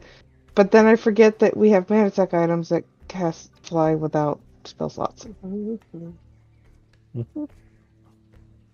So I don't care about flying. I am more grounded. I don't even wear shoes, as she points to her feet. So it doesn't bother me. You have boosts of speed. Of course you wear shoes. They're not on, Jim. You can still wear them even not attuned. They're your boots. They are my boots. I'm just saying. Okay. So kind of seeing what your head there, and now I'm going to point out we don't have enough time to do a full fight, so we're not going to do this full fight this session here. So, more on the lines of what do you want to do to prepare and or tactically deal with a group like this, and kind of get some ideas here. Anything you kind of want to like, we can always also rewind to conversations along the way as well, or things you want to figure out here. So, give you a chance to kind of, as we only have 3 people here, we don't want to don't want to do a giant fight with only 3 people. So, I think we should Giants? pick off the ones who are leading again, like the ones who are who look like they are sort of leading everybody else. Like we did Maybe in the use, last fight. yeah, maybe use a similar strategy to that. And if we can frighten people by making their heads explode, then that's all going to be good, isn't it? You know, I'm not going to say no to that. I mean, you frighten me when you make people's heads explode, just so you know. But also, I want to be shouting to any of the tiefling people and the that they don't have to do this. That this is going to be over. That there's help out there if they need it. And see if anybody is willing to say, yeah, I don't want to do this. If you don't want to die, come over to our side and we will help you. Basically. okay. So come stand over here, like over there, and then we'll deal with all these guys, and then you guys, we can offer you help. okay. So, join the light side instead of the dark side. I gotcha. Yep. Yep. Yep. So, Anyone while willing we're to- doing that, Mhm. I'm assuming this group is bigger than the group we just handled, right? like I There's said, about it's about the 70 same of them. numbers. It's less. It's about 30 riders, 20 to 30 ground-based demons, 20 or so flying demons, flying fiends. You're not sure what they are yet. So, All right, fine. so yeah, so yeah, roughly 70 or so. So it's less numbers, but different makeup. Right. Okay. What I'm concerned with is because it's such a different group of makeup. I don't know where to start. Like, I want to fly, but I don't want to fly. I want to go smash face in. Start with the devils and the demons. Yeah? Why? Because they're not going to be rehabilitated. They're devils and demons. Any of the riders could potentially be rehabilitated if we get rid of the demonic forces first. So, Can we pick just off those. banish them? We can't. We don't have enough banishment spells to banish them all now. Banishment is one creature. Mm-hmm. We have a spell at the as we'll also point out, Athena, I mean, you're talking about demons or people with axes. Demons are a lot scarier than people with axes. And and Yeah. Amethyst Frostball was able to kill some of them with one boom. So Yeah. demons not so much. So we pick off some of the larger looking demons first. Some of the ones who obviously are a bit more bossy than the others. And then, just keep shouting to the riders. You're either on their side or you're on our side. We don't want to kill all of you if we don't have to. But the demons are dying. Trexiarch. This is Trexiarch's end. Ooh, that sounds threatening. I like that. We can That's be nice. better. We can do better. So join us. So I like that. That Yep. sounds nice. What See if about any of them turn on the others? Because that would be Mhm. good. oh, What about So- what now? so just to your point out. dagger? So oh yeah. So what? Your dagger. What about Like- it? Is it buzzing even more? No, at this point it's a constant. It's not stronger or weaker at this point. It's just constant. I'm wondering if it gets stronger the closer it gets to Trexiar. Mm-hmm. Then we know he's here. He's Or not we're at here. least he's not here. Okay. He's not amongst this group, is he? We'd see him easily. Yeah, you don't see anything as big as that. I'll say we'll call it at this point. We'll kind of pause as you're approaching. We'll kind of pause as you're about a mile away. I mean, it's like you can Mhm. see them You can start to make out differences among them, but you can't quite see like exact what they are. Just kind of like okay, and so of the ground. Obviously, the riders are orcs on horses. It's pretty much what they are. From what you can see, their orcs don't have a ton of hit points. They're just dudes on horses. Of the demons, the ground ones here, you will see that there are some. There are at this point you're kind of making it out here. It's kind of hard to tell the 20 to 30 ground troops there, because there are these large weird looking dog creatures that are very like twisted and messed up looking. You can kind of see mixed among the riders. Not sure what those are. Some sort of fiend. There are, let's see what else we have here. Things that you've not seen before. I can just say that much. There among the flyers there are these large kind of, some of them are like humanish sized, maybe a bit bulkier, but they're kind of these long dangly legs and limbs from like an insectoid looking body with buzzing wings. So it's kind of, you kind of see them kind of flying along there. Let's see, what else do we have here? There's some fun ones. Oh, that's too much. Sounds Try to- gross. Yeah.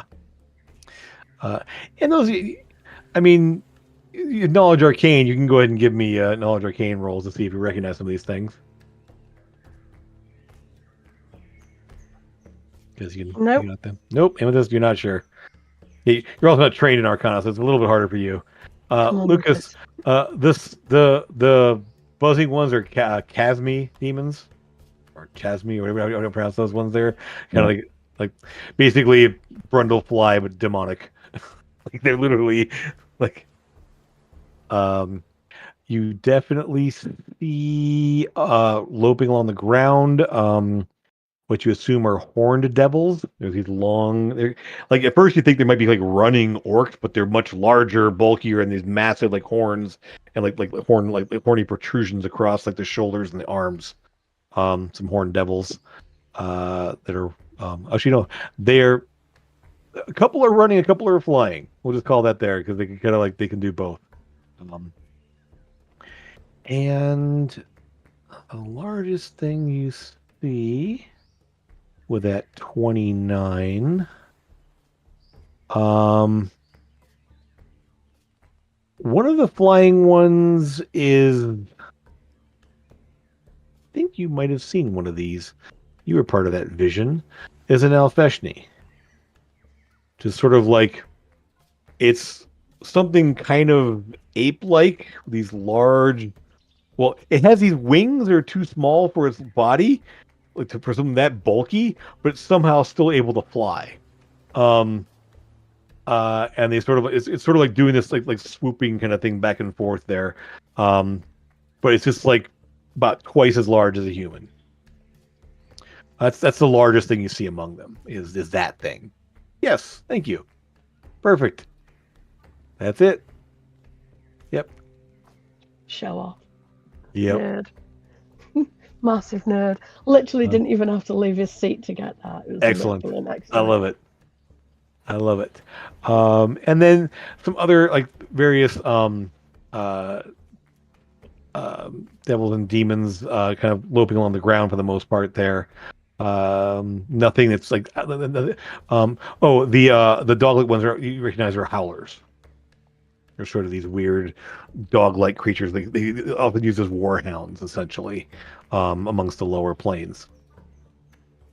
Other than that, that's primarily what you see in terms of able to make out. They're distinct enough to make out. You can't really tell much difference between the orc riders. They're all on horses, very similar to the ones you saw. And they are all they're all similar build armaments as far as you can tell from this distance. But that is what you're kind of seeing right there. So if there's any other ideas or things you want to plan for or figure out there, we'll do that. But yeah, I think we'll do some of that offline, I think. You get the impression, just as you're now like on the rock, able to they can see you, you can see them at this point. They're kind of they're moving toward you. They are not deviating away from you. They are just moving straight toward you. Effectively, they're obviously not veering off to go in a different direction. They're moving right toward you as they're going to come after you. The only other thing that might stand out is with this. I'm going to assume you've been doing this here, and there are at least now that you're close enough, there are quite a number of imps. Hard to tell how many there are that are all flying along invisible. They're little not sure how many. You can't get any exact count because again, you're kind of seeing invisible things amongst the things that are visible, and so it's hard to see where they are. Plus, they're very small compared to what's the other things that are there. So there's definitely invisible imps among them flying along as well.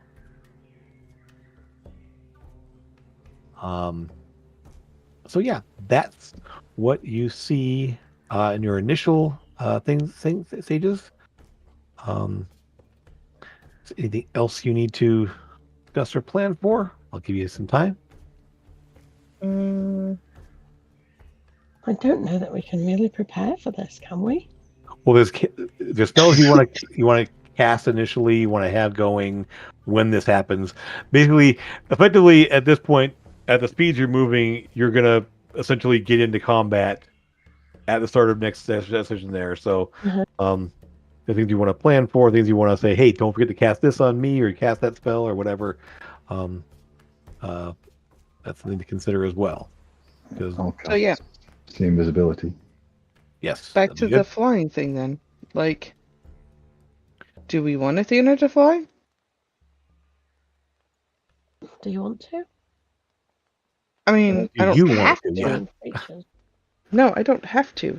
I actually prefer to fight on the ground. I mean, there are creatures on the ground also. I don't know if you want to head for the Nalfashni and take that one down. It seems to be the biggest thing there. And they fly as well. They fly, yeah. They actually fly Oh. faster than they walk, which is not fast. They're kind of moving at the speed that it moves because it's the slowest thing there, pretty much. You know, he It's flies. only the howlers who don't fly, isn't it? Yeah. The howlers. There are some other the horned devils can fly. Some of them are flying. Some of them are running.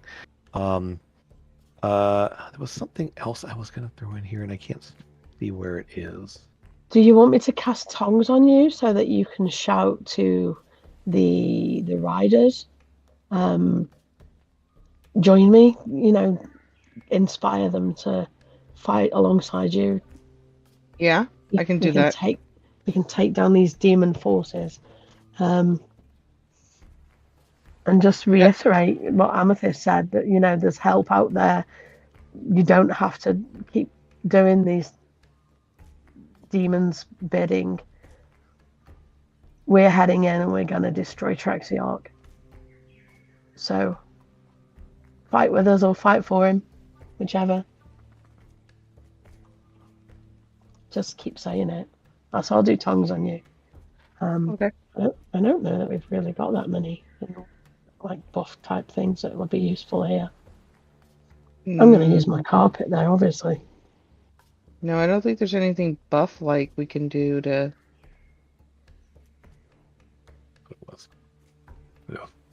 One more thing you see invisible. I'll just point it out here. It's on the ground, and it's also one of the slower things. There are a couple. Let's say there are actually 3 of them of the Orthons, which you've actually fought before. They're the ones with the crazy daggers and different things there, and the ones that explode when you kill them. You fought those twice before. There are 3 of them, and they can be invisible.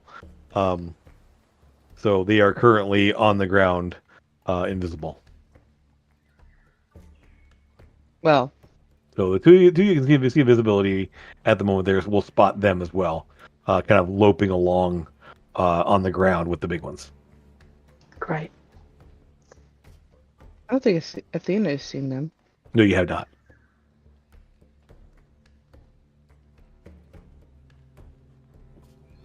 Gross. They are gross, aren't they? They're just these big. Actually, the big old like tusks, the big old like lower tusks. It's almost up higher their faces. They're kind of big fat things that have these like crazy looking daggers. Yep.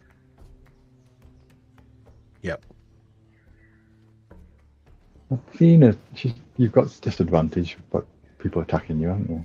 Yes, don't forget that. Yeah, I do. Yeah, you've got the cloak of displacement. I do, yep. I have that written. It's in part of my conditions, so I can see it now. Cast from my lyre, protection from evil and good on Amethyst. Oh. Okay. Thanks. All right. So that means he has a disadvantage to hit you, right? Well, can't. Yeah. Disadvantage to hit you. He can't be charmed, frightened, or possessed. So you're not getting charmed, frightened, or possessed? That's I right. actually have that on the. Is it on my staff? So good. Then you can give it to Esk or to Razmir. Well, remember, it is concentration. So Yeah. he's casting it from I have it on the staff of the mage. I have the spell anyway, but I'm thinking I may be able to twin cast it on 2 people. If you want to keep it up on me, I can twin cast it on. I don't know, maybe Athena and Ask or something, or somebody who is going to be I'd probably give it to Esk if he's going to be up front. up close and personal. Yeah. Razmir's an up front guy too, right? But he's not like me and Esk up front. He's mid-range. I can only do twice. He's probably got the spell himself anyway. He's a cleric, isn't he? Mm-hmm. Yes. Just twin casting, you only need to contemplate once. Yes. Yeah, basically, essentially, twin casting, you can essentially, if you take damage, you lose them both. If you lose concentration. Yeah. Yeah, so twin cast has to be a single target spell normally, but then you can cast it on more than one target. You spend sorcery points equal to a spell's level or one for a cantrip to target a second creature in range with the same spell, as long as the spell at the level it's being cast is incapable of targeting more than one creature. So you can't do it on like a fireball, but you can do it on any single target spell. Yeah, and you can't upcast, but it's really good to hit more than one target normally. No. So you can cast on Razanesque. That's what all Yeah. Athena or Athena's already got oh yeah, the magic of the cloak. Yep. yeah. So Doesn't prevent the charm, frighten, or possess, but I don't seem to be having issues with being charmed or frightened or possessed. yeah, more like paralyzed and Yep. Yeah. Being held and forgetting that, I also had fire resistance that one time. Which I don't have because the frostband is been taken off. Like, I'm still wearing it, but I'm not attuned to it. Sure. Okay. What do I have Excellent. in my attunements? Yeah, at this point, double check there. And don't forget, yes, the rock is still active, so you can command it. It'll kind of get in the way of things, but it can definitely do some stuff. Mm-hmm. Does it have a way of seeing invisible creatures? The rock? No. Oh, Yeah, no. It's a giant bird. There's nothing supernatural about it. Just tell it to munch on anything it can see that's flying for now. That was the plan. Mm-hmm. Yeah. Okay. You hungry again, big boy? Mm-hmm. Right. Well, in that case, with that kind of set up there, we'll kick this off next time, and we'll see who we have. Hopefully, we'll have at least 4 next week. We'll see. But with that case, hope you guys had fun. Those of you watching, hope you enjoyed. And as we kind of find more information and start heading into some more conflicts and into the mess that is the cauldron and everything else. But thanks for being here. Thanks for watching. Now and in the future, as always, stop by the tavern every time. Drinks are on us, and we'll see you again real soon. Have fun, folks.